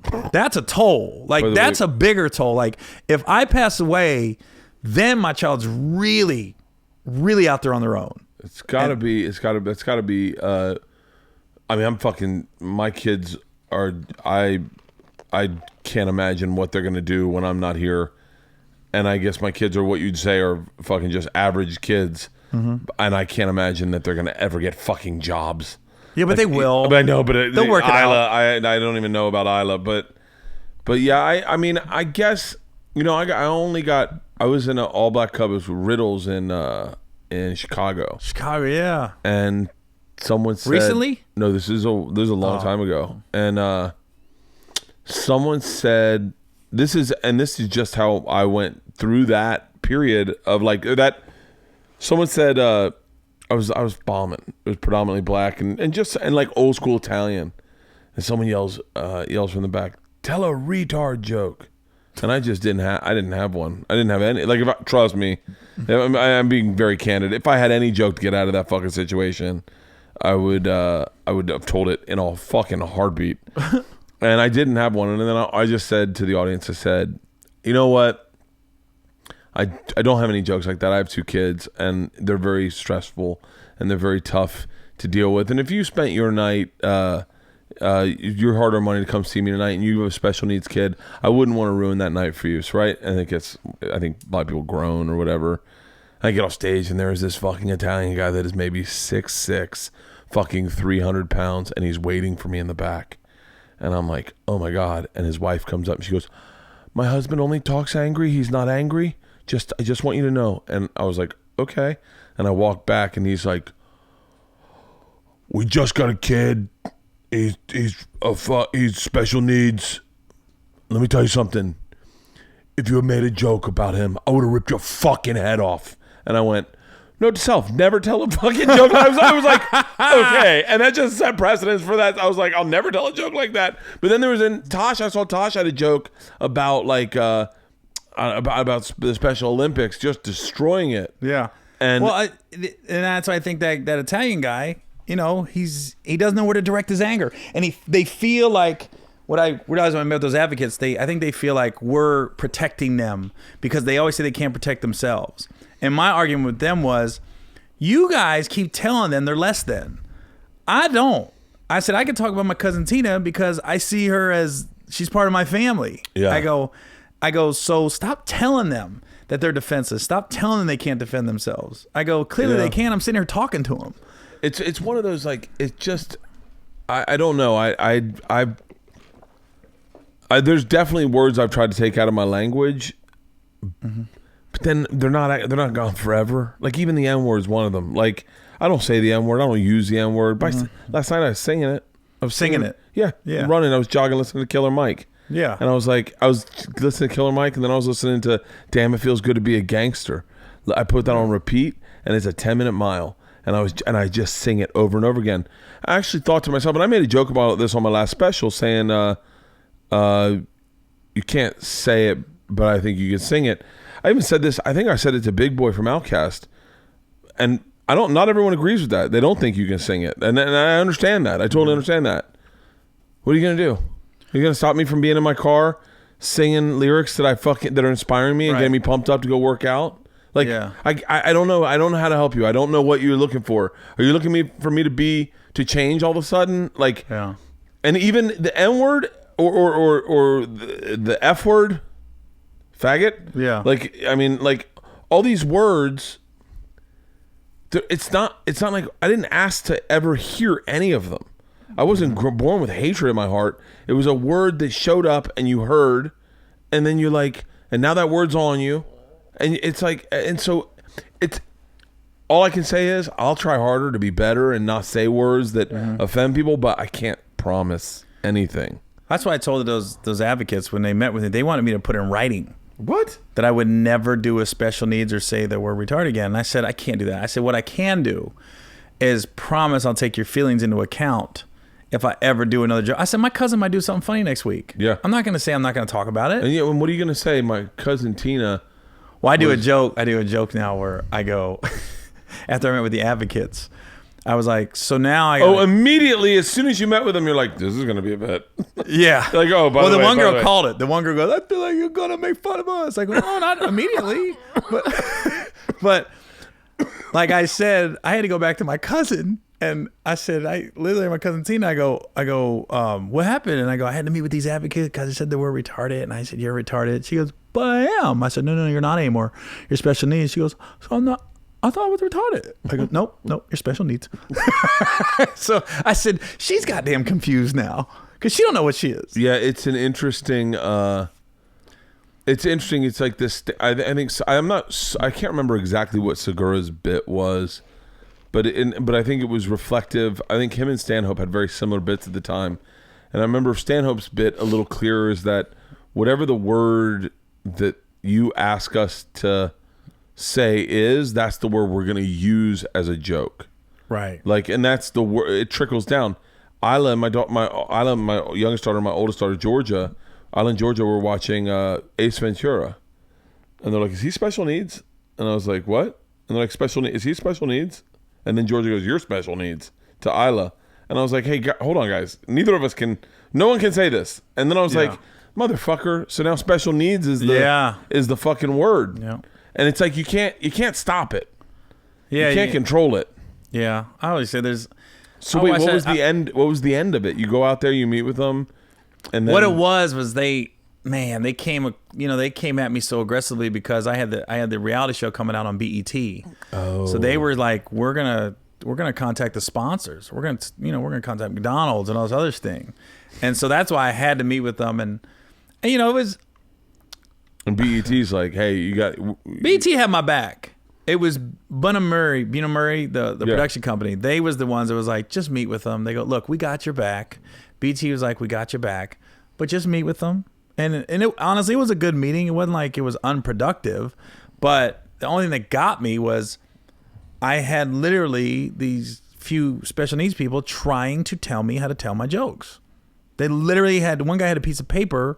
And he was a cool guy. I really liked him, actually. And he was like, you said this. You should have said this. And I was like, I'm literally looking at him like, there's no way. Yeah. And that's why I looked at the advocate, because all of them had somebody with them. And I was like, you guys are the problem. I goes, because you keep telling them. I said, you keep telling them they're not allowed to be made fun of. I go, everybody's allowed to be made fun of. That is a very slippery slope in that equality, at least when it comes to stand-up, is making fun of everyone. Equality. Right. The second you start not making fun of someone, that's when you believe they're less than. Yeah, exactly. And that's what I told him. I said, I make fun of everybody. Everybody's equal. You're on equal ground with me. I said, and I don't look at them like they're less than me. They're the same. So I'm trying to see their point of view right now, because I go, it is true. Like if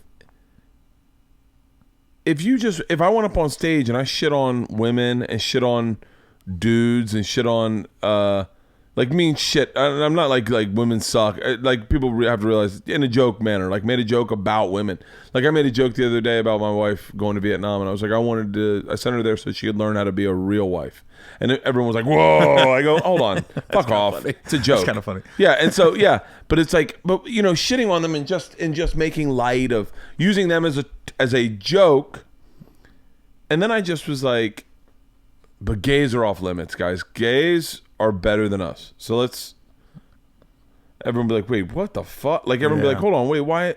Or if I was like, but I don't bring up, like, that, it's almost like, I'm trying to think of the right analogy, but it's like, yeah, I used to use that defense when I talked about race. I'd always be like, I'm going to talk about everybody. I'm not going to stop and just go, oh yeah, but I don't know. I always thought, by the way, I've never once had a black person ever be offended at one of my shows. I've had black people say stuff to me, go like, that was a little fucking fucked up. But I've never had a black person go, get mad at me. Yeah, well, that's why I said it was hysterical, because these special needs advocates, they picketed my show in Baltimore. I was at the Royal. They got there and they were like, well, there are a lot of black people. I was writing the joke. I opened with it because they're trying to block the entrance. It was the Royal Farms Arena. It looks a lot like you're protesting black people. Yeah. So they got these picket signs, and it said #bully, #we are not a punchline, and they're all in front of this arena marching, right? And they're trying to tell people, don't go in there. And I parked in a parking garage across the street so I could look down. I wanted to see this play out. Yeah. So I'm looking out, and it was hysterical because, about shows at 8, 7:30, people aren't really getting there yet. Oh, they're trickling, by right? the way, I love what you just said. I love that. Only comics know that it's an all-black audience. It's not 7:30. Yeah. It's not packed out. Right. So they're thinking, this shit's working. Our protests work. Nobody's coming. I'm telling you, about 8:05, it looked like an episode of The Walking Dead. There were just black people coming from every direction. Oh, my God. That protest ended so fucking fast. They were like this, okay, what time to go? They put their picket signs down. They was out. That was like this. I guess you guys should have researched a little better. They just should have known my audience. That's You know what I mean? Fucking man. Like 4,000 black people was coming. They was getting in that arena. In a weird way, and I this is just a thought, everybody.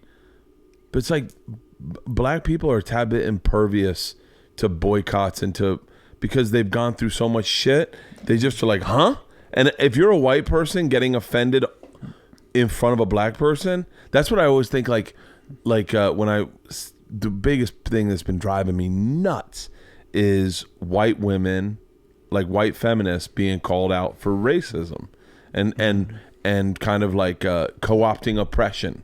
Like we have been oppressed, and you always see black guys go, hold on Right. 1 second. Were you enslaved?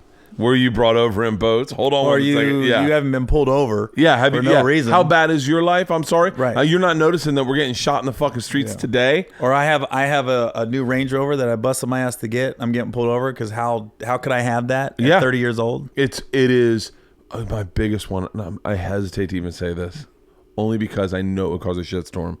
But Amy Schumer's boycotting Super Bowl ads only after Rihanna said, by the way, just said on her own, I'm going to boycott it. Didn't write an article, didn't do a Facebook post, didn't do an Instagram post. They asked Rihanna to do the halftime, and she goes, no, I stand with Colin Kaepernick. She just said it to the people booking her and her agents and whoever listened at the time. She didn't make a big deal of it. She went, no, I'm boycotting. Mm-hmm. Amy Schumer, who I like, I'm not shitting on Amy. I'm just saying this is the problem with white feminism. Yeah. Sees what Rihanna did and goes, I'm doing that too. I'm not doing any commercials. I'm not doing any commercials. And I'm like, did we ask you? Yeah, no one even asked her to do a commercial. But she saw that it worked for Rihanna. Right. And then, dude, white people have done that to black people throughout fucking history. As a black person makes a statement and white people go, I'm on that time. I'm on that team. Dude, it fucking made me crazy. I watched that and I go, I didn't look at it like that. Dude, all I saw was like, I go, Rihanna is boycotting the Super Bowl. And then I was like, oh, that's cool. And then the very next thing was Amy Schumer's boycotting the Super Bowl. And she goes, wouldn't it be? And then it's like, oh, I'm sorry. Because you're white, you get a... look, and I like Amy. I'm not shitting on her. And look, if she's... I don't ever stand up for... I don't ever believe it's my position to try to stand up for a black man. I think a black man's a grown man. If he wants to stand up for himself, he can. I will hear him out. I don't know about... I'm not good at being an ally or an advocate or whatever. I just listen to people and I help form my opinion. And then as a grown man, I go through life that way. Mm-hmm. Like, that's how I work. I don't ever go, Colin Kaepernick is doing this, and then I try to co-opt his fucking statement. Mm-hmm. Like, it was a little shady to me. Yeah. But I don't know how we got on that fucking subject. I could talk about black people. I could do a whole podcast. Tom Segura and I wanted to do a podcast on black people because I think there is a whole group of white people that are just obsessed with the culture.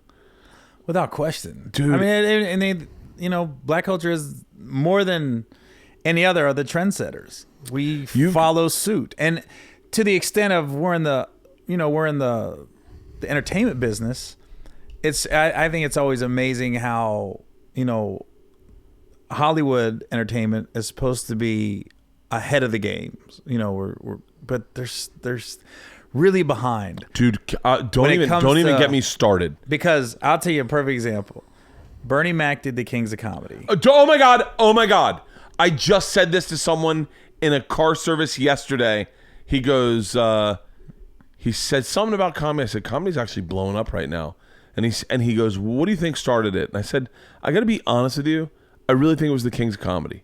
I said the King's Comedy put stand up on a brand new platform. You know, it just said we're big, we're celebrities, you don't know us, but we're great. Right. And then I was in Omaha. I was talking to my driver taking me in Omaha, the same guy that Colleen has everyone take.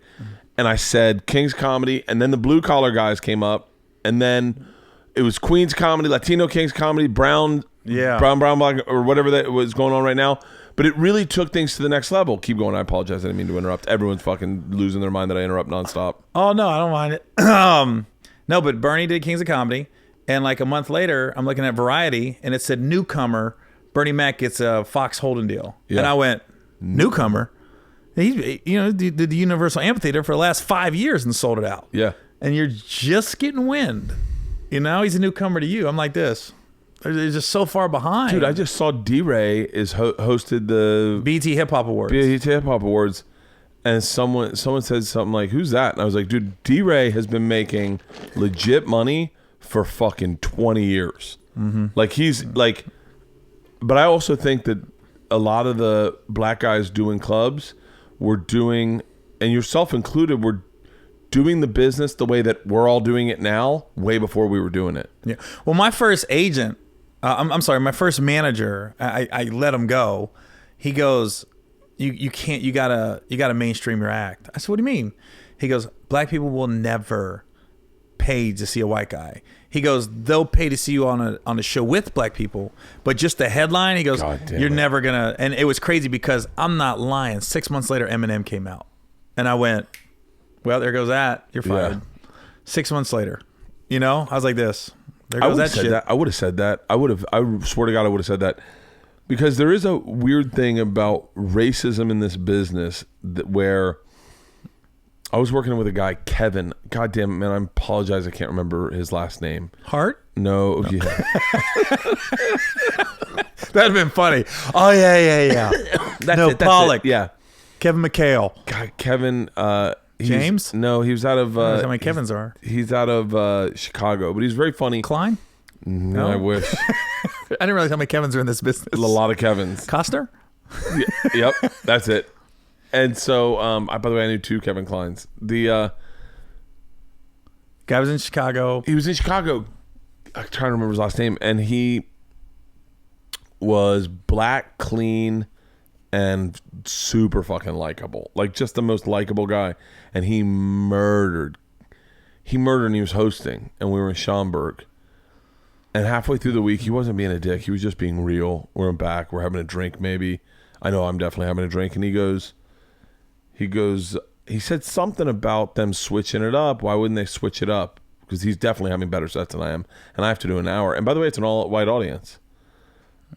And someone said in passing, I doubt, whoever, it wasn't the owner, it was just like a waitress or something, said something like, no, you are funny, but these people would never buy a ticket to see a black guy.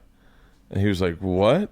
And then we kind of did the math in our head, and we're like, yeah, that is a weird ticket to sell, because if you put a black face on a marquee and you go, this weekend is this guy, black guy, a lot of white people go, oh, that must be for them. Yeah. Well, I think that's... Black people are not like that. Well, I'm a testament. Black people will go to see comedy. Right. White people will go to see white comedy. Yeah, there's testament to that, because I think that's the reason, that's why Roots was, when the first one was so highly rated, because white people's like, we're interested. We just don't want you guys to know we're interested. So in the comfort of our own home, everybody's watching Roots. Would have never done well in a fucking movie theater. Oh, no. It would have tanked. But the way Roots, I was like this. All those white rednecks, people that hate black people, they was watching that shit. Yeah. It's like, oh, okay. We can watch it in our home and nobody knows we're watching it.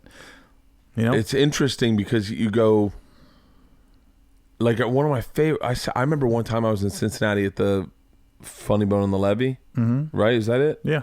And it was on Sundays and Thursday nights would be all black, because it was papered room, and it was fun as fuck. It was like, I miss those nights now, because you'd get to know them. You'd spend an hour with a group of women and get to know them, and that would be your group you talk to for the whole show. It was all crowd work, shoehorning in bits when you could.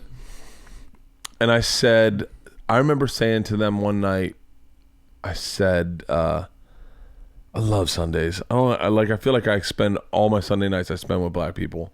And well, there ain't nothing. I tell people, man, the difference between black audiences and white audiences, as far as I've seen, you might have a different experience. Well, you would know better than I would. Is obviously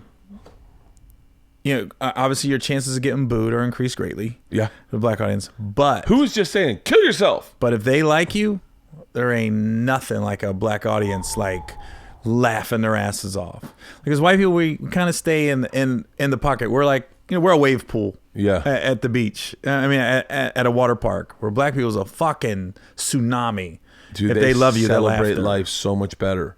And there's no. That's the thing. There's absolutely no inhibition. There's no. They don't care if you're laughing at the joke or not. And I think sometimes that's some white audiences, when you get on racial humor, and they can be uncomfortable. Oh, yeah. They kind of look around like, am I allowed to laugh at this? Black people don't give a fuck. They're like, I think it's funny. I'm gonna be the only one laughing. I don't care. Yeah. I think I had a discussion with Lil Duval about it too, and he goes, when he started doing improvs and stuff, and he was like, yeah, I don't care if there's 200 people in the room and there's 10 black people. He goes, I'm telling my jokes to those 10 black people, because those 10 black people are gonna come back to see me, and they're gonna tell their friends to come back to see me. He goes, if the 190 white people, they might come or they might not. Yeah. He goes, but those people are gonna be my fans. Hey, crack those doors, would you? For years to come. That's so fucking crazy, because it's true. The black people, it's just real. I remember I had a joke. About it's a silly fucking joke. Now when you look back at it, you go, oh, maybe it was not the smartest joke in the world. A few people have had it, but it was they don't make black baby powder. Like, how racist is that? We get the shit that blends in, and black guys got to ghost ride the whip. And then I was like, they should make 9 different shades of black baby powder, call it Magic Johnson & Johnson's. So this white woman got offended in the front row. And I was like, why are you getting offended? She's like, you can't make fun of them like that. And I went, make fun of them like that? Then she's got the issue. Yeah, and then there's a black guy in the back, an older black guy. And he's like, oh, honey, calm down. And she was like, excuse me? And he goes, calm down. I'm not offended. And I was like, I think this is over. I think you should listen to him. I have a joke. I think this is over. Yeah, I have a joke now that it will be my closing joke on my next special, that is just about white women getting offended on behalf of people of color, where it just reeks of ridiculous. Because like when I was growing up, if you said something, you were held accountable for what you said, and you had to pay that toll. Mm-hmm. And it fucks up comedy. Like, I made this joke about fucking some pedophile joke, and this woman just goes, no, out of the crowd. And I'm like, don't do that. Now that you've done that, it looks like you're not letting me tell the punchline. If I told you the punchline, you'd realize that what I'm saying is the exact opposite of what you're thinking. That's how a fucking joke works, you dumb cunt. Fucking how dare you now make me look like I support pedophilia. The best right now is we've done talked about, be careful about saying the R word, the F word, and you just went, you fucking cunt. Dude, I say, dude, that word is not coming out of my mouth anytime soon. Yeah, let a bunch of women protest me using cunts, because everyone will go, this group of cunts doesn't like Bert calling them cunts. Fucking idiots. I've that is true, man. Like honestly, the only people that like was offended that is 9% has been white people. Like, it's white people, and it's based on. And I think guilt. it's deep. Yeah, that's what it is. It's white guilt. You're like, how do you dodge that? Like, because I have white guilt. I have regular white guilt. I say fucked up things to black people all the time. Like trying to be cool. Trying to to just be. But there's a level of trust, I think, with me now in the black audience. Like when I'm on the road, they're like, we know he's on our side. Have you ever crossed it on accident, or like tried to take it too far and you go? No, honestly, no. I've always had this innate ability, and that's just been life. Like, even just hanging out with black guys when I was in the Navy, I knew how far to push the envelope without going too far. Yeah. I don't know. It's just something inside me. Like, I kind of knew. Well, I think it's a real testament to, like, not having hate in your heart. Does that make sense? That's true. I think that's part of it. Like, I say fucked up shit all the time. I think I've probably crossed the line, I'm sure, but I know for a fact that there's no hate in my heart. Like, I know that. Yeah. That's true. I think, and that's another thing too. When you talk about getting offended, I think with black audiences especially, it's like I think they can read comics immediately when they get on stage. Like okay, he's on our side. Yeah. He's not about that. And I also think that if I say something ignorant or something that I don't know the answer to, people then go, "Oh, he actually really doesn't know." Like I used to have a joke about people are going to go, "Bert, is this entire podcast you running jokes by Gary that you already recorded?" I had a joke that I did, and this is dead true. I did not know that Japanese people could not understand Chinese people at all. Like, I really didn't know that until I moved to LA. I thought it was the same fucking language. I thought all Asian people spoke the same language, or a dare. Bert, hold on. It's not. It's not crazy. Yeah, that blew me away. Huh. I was with Dr. Ken, and there was a Japanese guy losing his shit, yelling in a line, and I go, and I'm not even joking. I said, "I think your dad's upset," and he went, "I'm sorry, my dad?"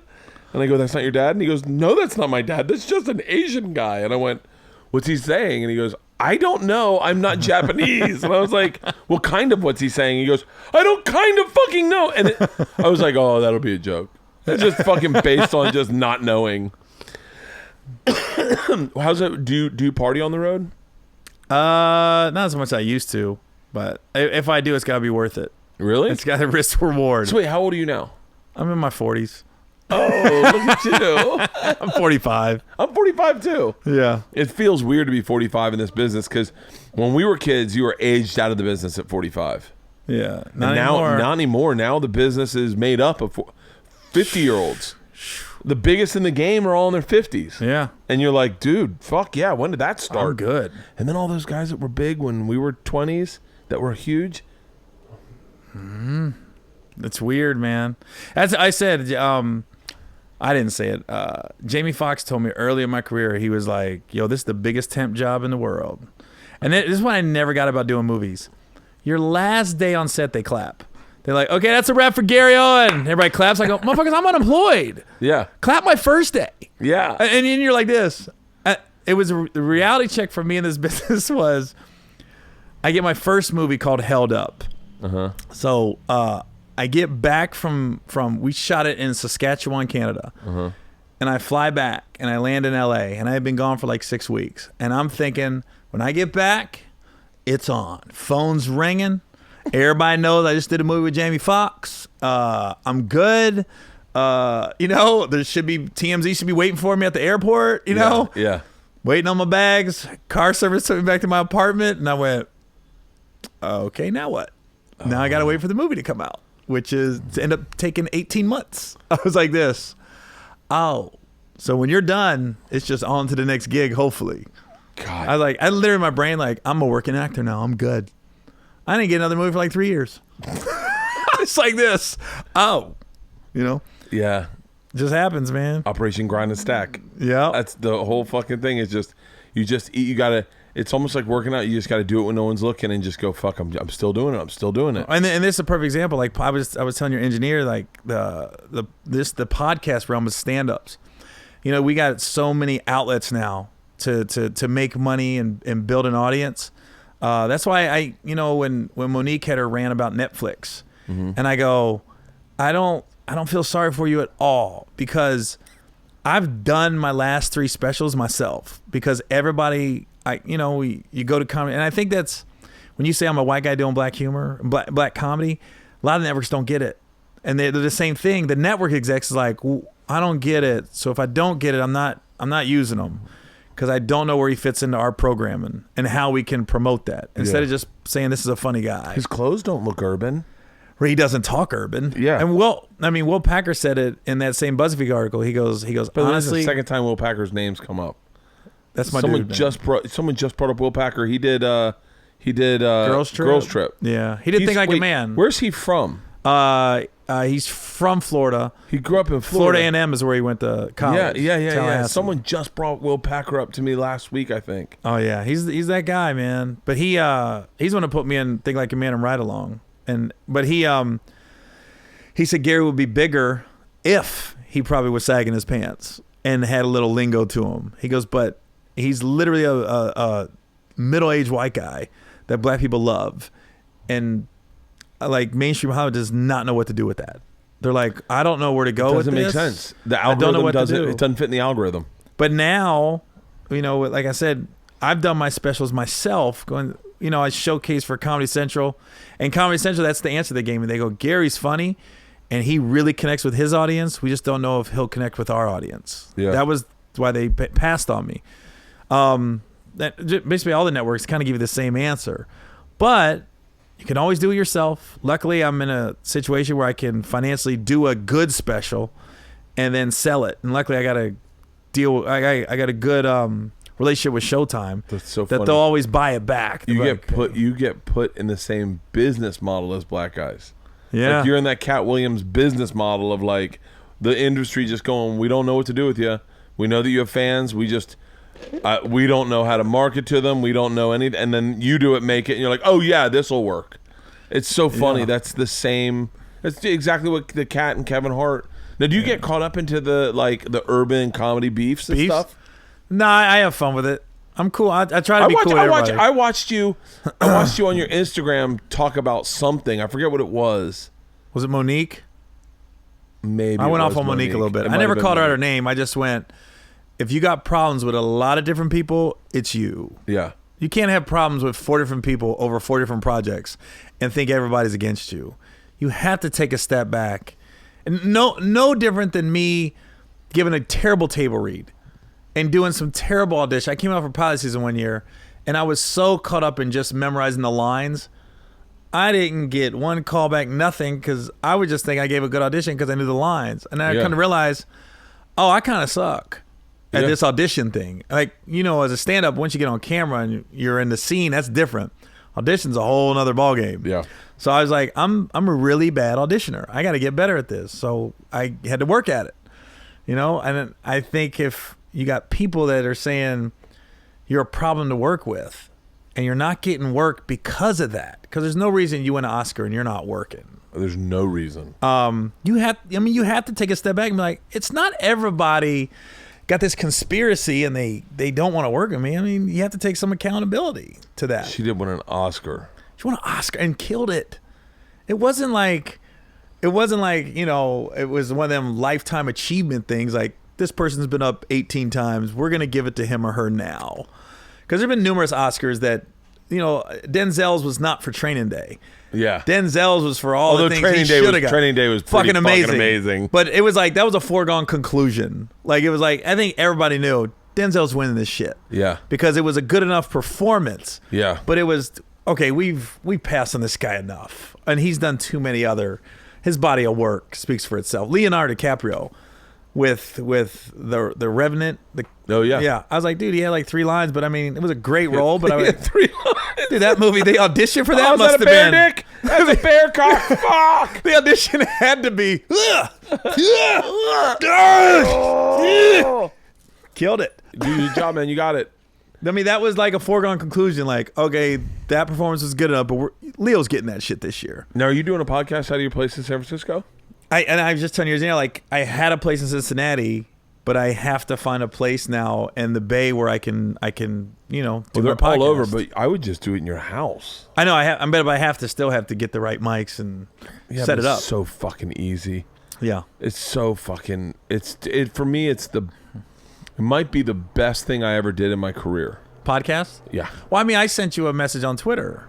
Oh, yeah. And I was like, dude, I'd really like to do your podcast. Oh, dude, I mean. And then UTA called and was like, Bert wants you to do his podcast. And I go, oh, I wonder where that came from.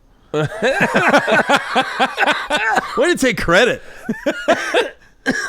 What, like, I want to get, it's funny, I was telling your engineer, I was like, you know, I held off on doing a podcast for so long because I thought, I don't need a podcast for what? And then I was like, why am I not doing this if people are going to spend money on commercials? It's just another way to have income coming in that's so easy. And you're just talking. Even without income, I would do this podcast. Oh, me too. I would do it for free because what it provides is, and not every episode's good.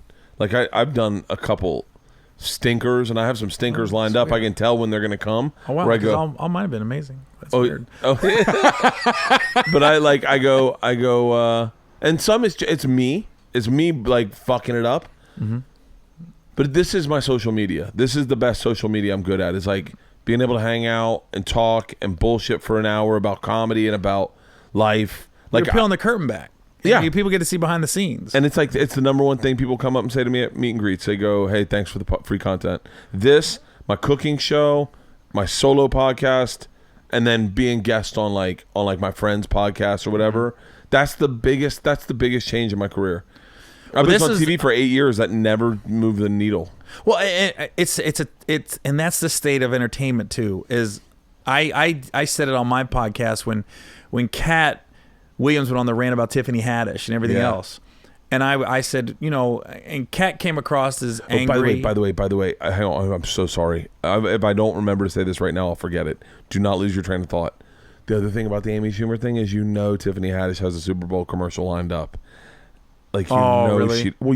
She does. Groupon and stuff? Tiffany Haddish has a big Super Bowl commercial lined up, and now she's forced at looking and going, fuck, now I gotta, God damn it. But Tiffany has a way to just, some people have that ability just to kind of float over everything. I love Tiffany. I've known Tiffany for you. I'm sure you've known Tiffany. Oh yeah, I got a YouTube video called "Twerking for Jesus," and I called her to do it. Yeah, and I said, "Hey Tiff, this is 4 years ago," and I said, "Hey, I got this stupid song I want to do. Can you come over to my hotel and like twerk while I sing this stupid song?" And she was like, "All right." She goes, "Is there any money?"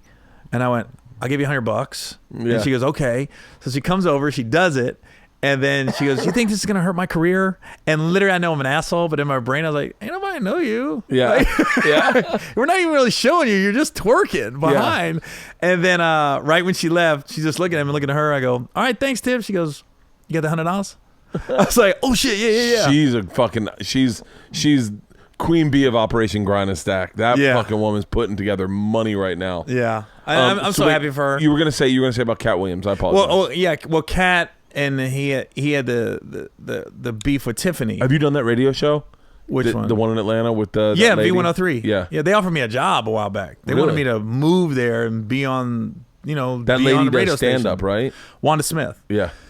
And I don't know what went on beforehand. I don't know if there was some banter going on, but I think clearly Cat was a little perturbed. Yeah. And it came across. What was he doing there? He's good friends with Red Grant. Well, I know that him and he's always in Atlanta. I don't know for what, but Cat just kind of hangs out, and that's his spot in Atlanta. Yeah. I think very similar to how Richard Pryor used to hang out in the Bay. Like Chappelle kind of hangs out in the Bay, and then they go up whenever they want, and they can sell out a room. Yeah.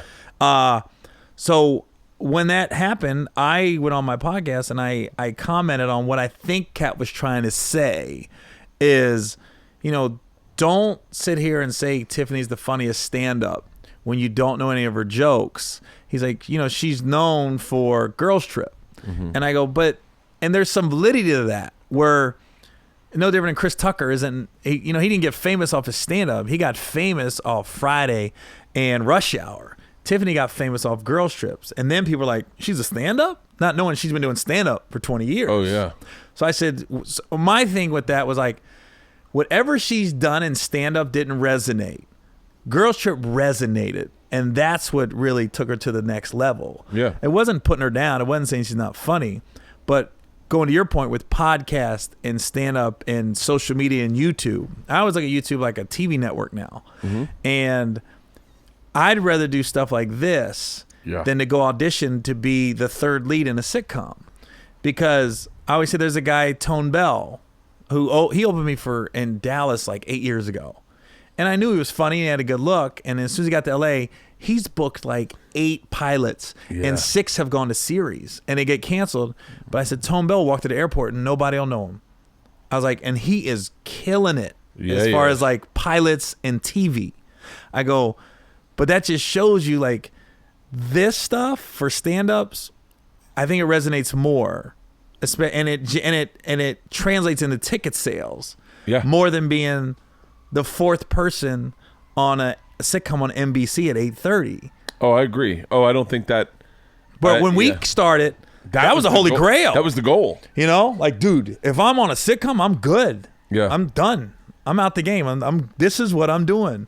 Now I'm like, it's almost like the reality show people are more famous than actors and actresses in sitcoms. Oh, easily.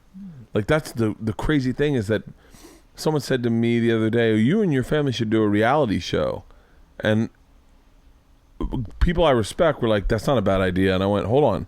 I don't want a reality show. And they're like, oh, it's not real. You can just script it. And I was like, well, I'm definitely not doing that. And then part of me was like, oh, I would love to fucking really badly script a reality show and force my family to act in it. Well, I had one. Did you really? I had one on BET, the Gary Owen show. Oh, yeah, that's right. Yeah. You know and what? It's still on demand. But, you know, when I was thinking about doing it, and what happened was T.I. approached me. He's a producer on it, and he did Family Hustle. Oh, my God. So I love T.I. T.I.'s great. So I love T.I. I was a little critical of the Trump video. Personally, I didn't say it out loud to anyone. He's so passionate, though. He's so passionate. I get it. So, like, by the way, that woman who was in that commercial, in that video, is smoking hot. She looks exactly like her. Right. She's getting death threats right now. I don't think they're valid death threats. Yeah. I think it's just people that are... Usually they don't call before they shoot you. Right. They just shoot you. But I asked, I asked some movie producers. Wait, how did you get to know T.I.? I know all the black people. Dude, that is like honestly, my dream. That's just how it happens. Like they come to your shows, or you're at the same social settings as them. I don't even know where I met them the first time. Where did I meet T.I. the first time? First time I met T.I. was Alonzo Mourning and Dwayne Wade had their celebrity weekend. It was called Zoe's Summer Groove. This was like 2006 or 7. Yeah. And I was one of the comics on the show. And for some reason, they put me in the biggest freaking dressing room at the Hard Rock there at the casino. Yeah. So T.I. he was closing it as the rapper. Yeah. So they came in and asked me, they go, do you mind moving dressing rooms? Because T.I.'s got like 15 people. And I had me and my buddy. Yeah. And I go, yeah, that's fine. I go, but I want T.I. to ask me. So T.I. goes, hey, what's up, man? You mind? Appreciate it, man. I was like, yeah, man, it's cool. Yeah. And that's how we met. Oh. And then he, just stayed cool with him. I'd come to Atlanta and just stayed cool. I'd see him out. I love T.I. But I was asking people, like, if I do a reality show, how are people going to look at me in the industry? And they go, dude, as long as you don't come across as an asshole, yeah, they know who you are. And I always looked at it like, not to bring up Monique again, but Monique did like that rock School of Love, where she took all those old Flavor Flav girls and everything and did that. And then Sharon Osbourne took it over. Mm-hmm. And next year she won an Oscar. So she basically did a ratchet reality TV show. Yeah. And I said, when I thought of that, I go, oh, I'm good.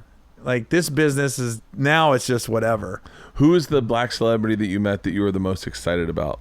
And first, I'll start with saying my top 5. My top 5, DMX. Well, I'm saying, now this is my caveat.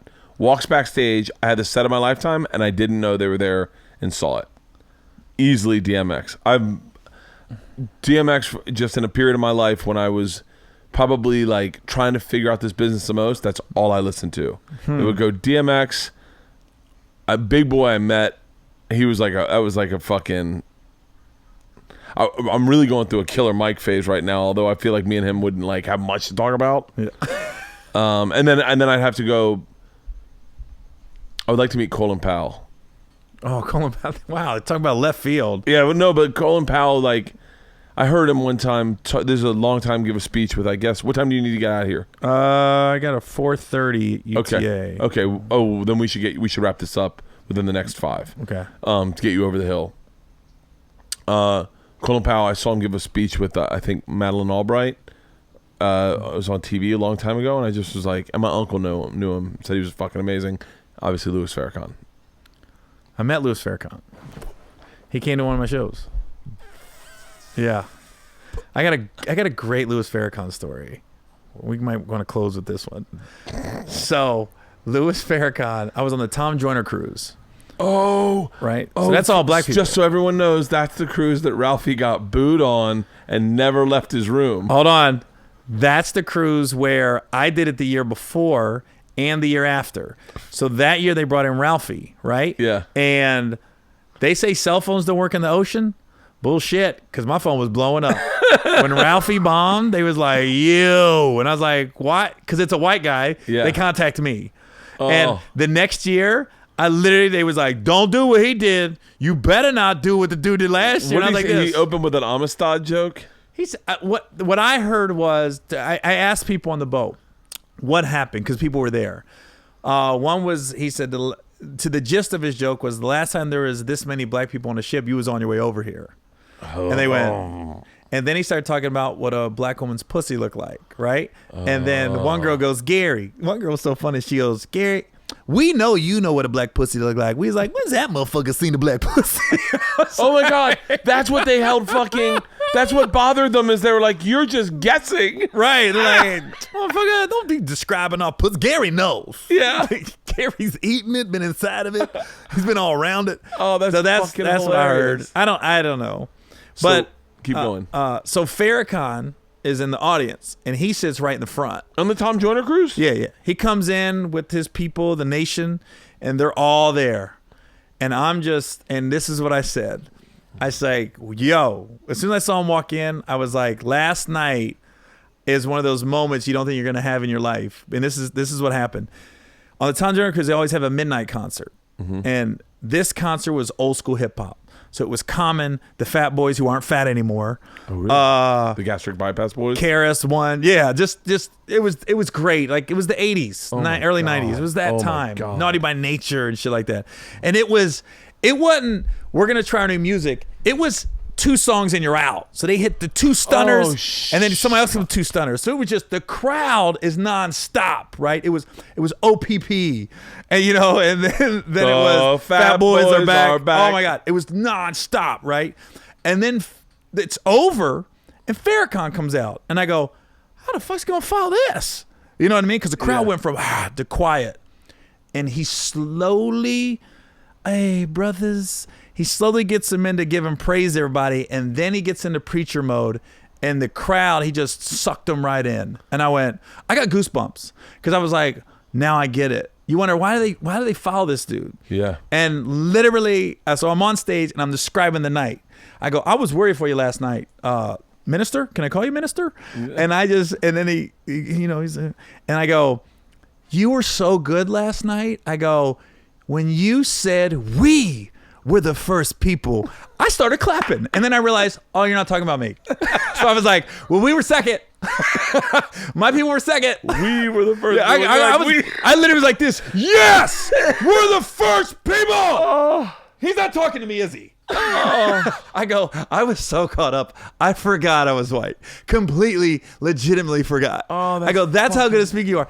And the only regret I had was, and when you're on the Tom Joyner Cruise, you have different dining areas. So the celebrities can dine without taking pictures and being bothered. Well, Farrakhan comes in and all the celebs went nuts. Oh, yeah. And I didn't get a picture and I wish I would have. I just sat back because I was like, and then he came up and like acknowledged I was funny last night. So that was like, it was just a cool moment.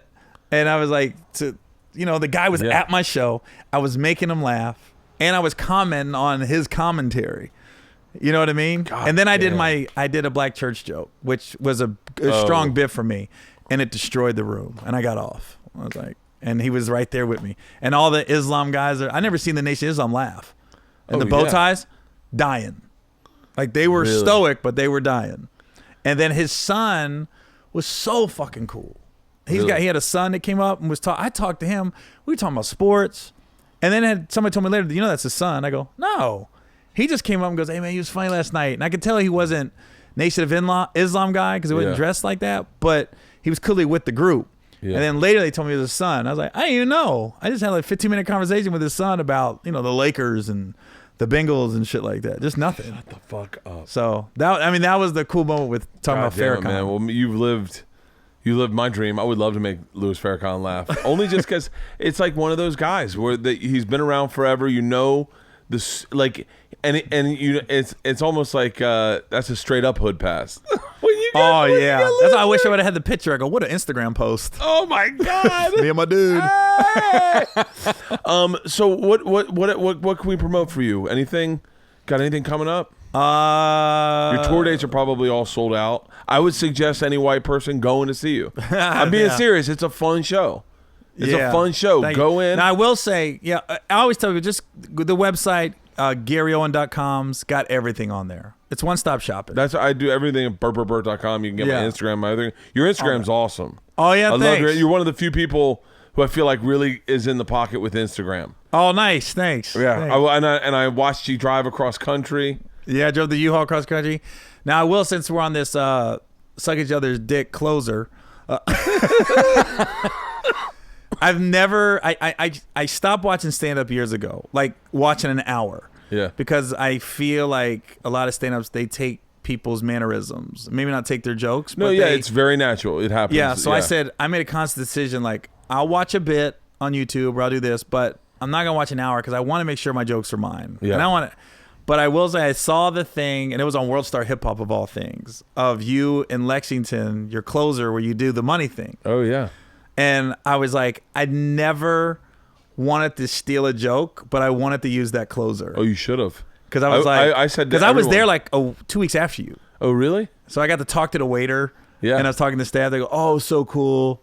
And when you, and I don't want to mess it up. You ask everybody to pass a hat around or something. I said I used to have them come to the stage because people like coming to the stage, but now I pass around buckets.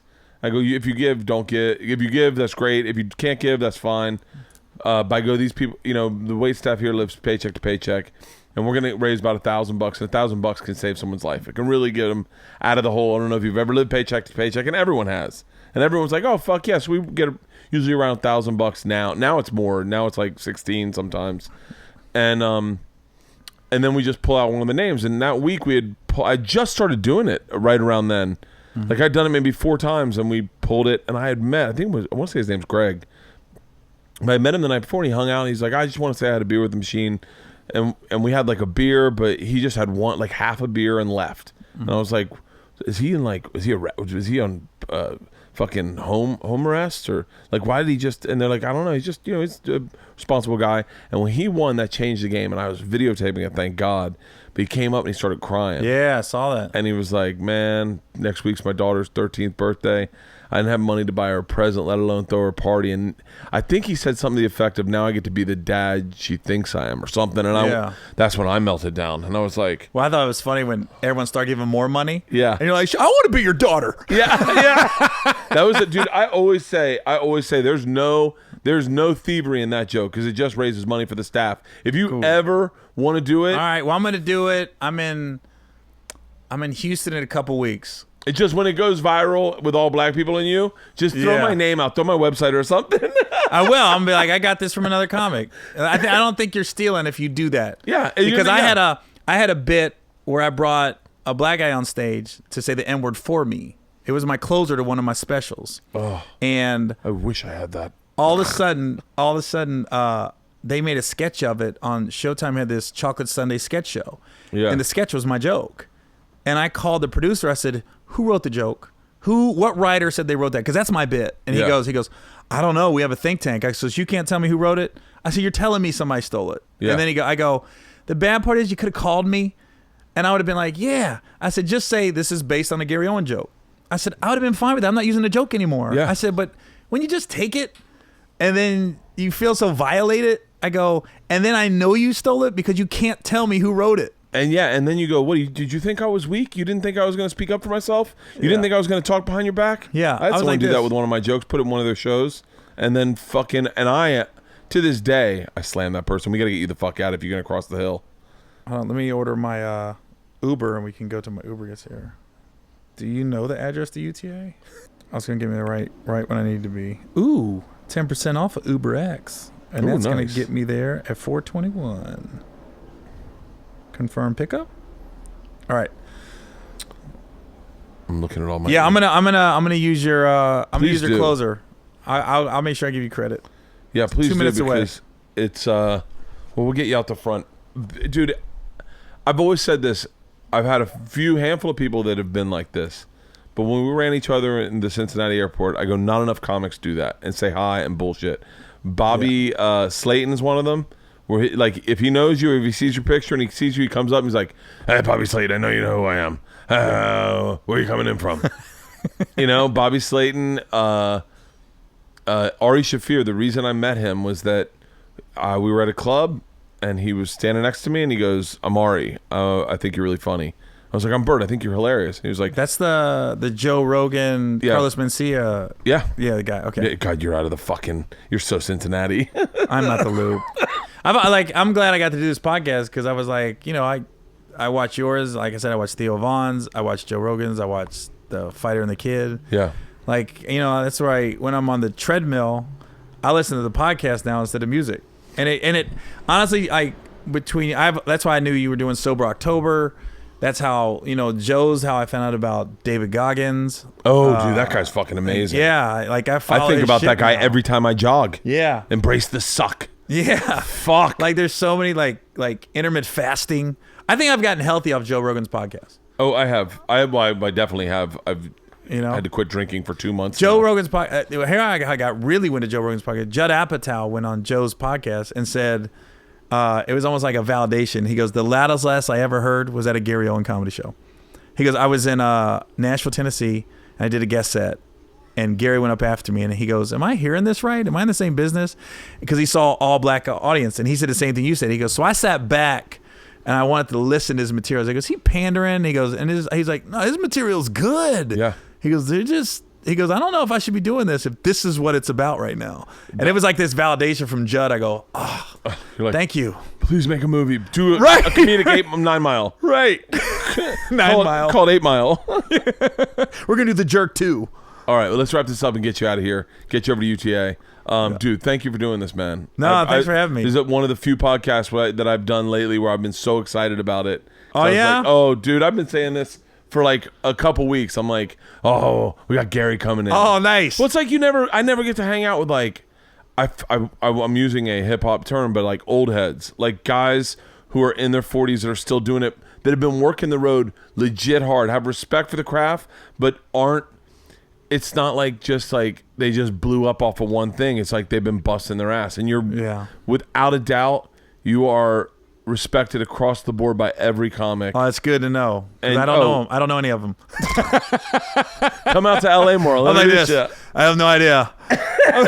You should go to the store tonight and see how many people are like, "Holy shit, Gary Owen!" Yeah, I'm like Bigfoot. I'm like, there's sightings of Gary Owen. She went there. There's no way it was there. Fuck yeah. Hey, thank you, brother. Thanks, man. Thanks for having me.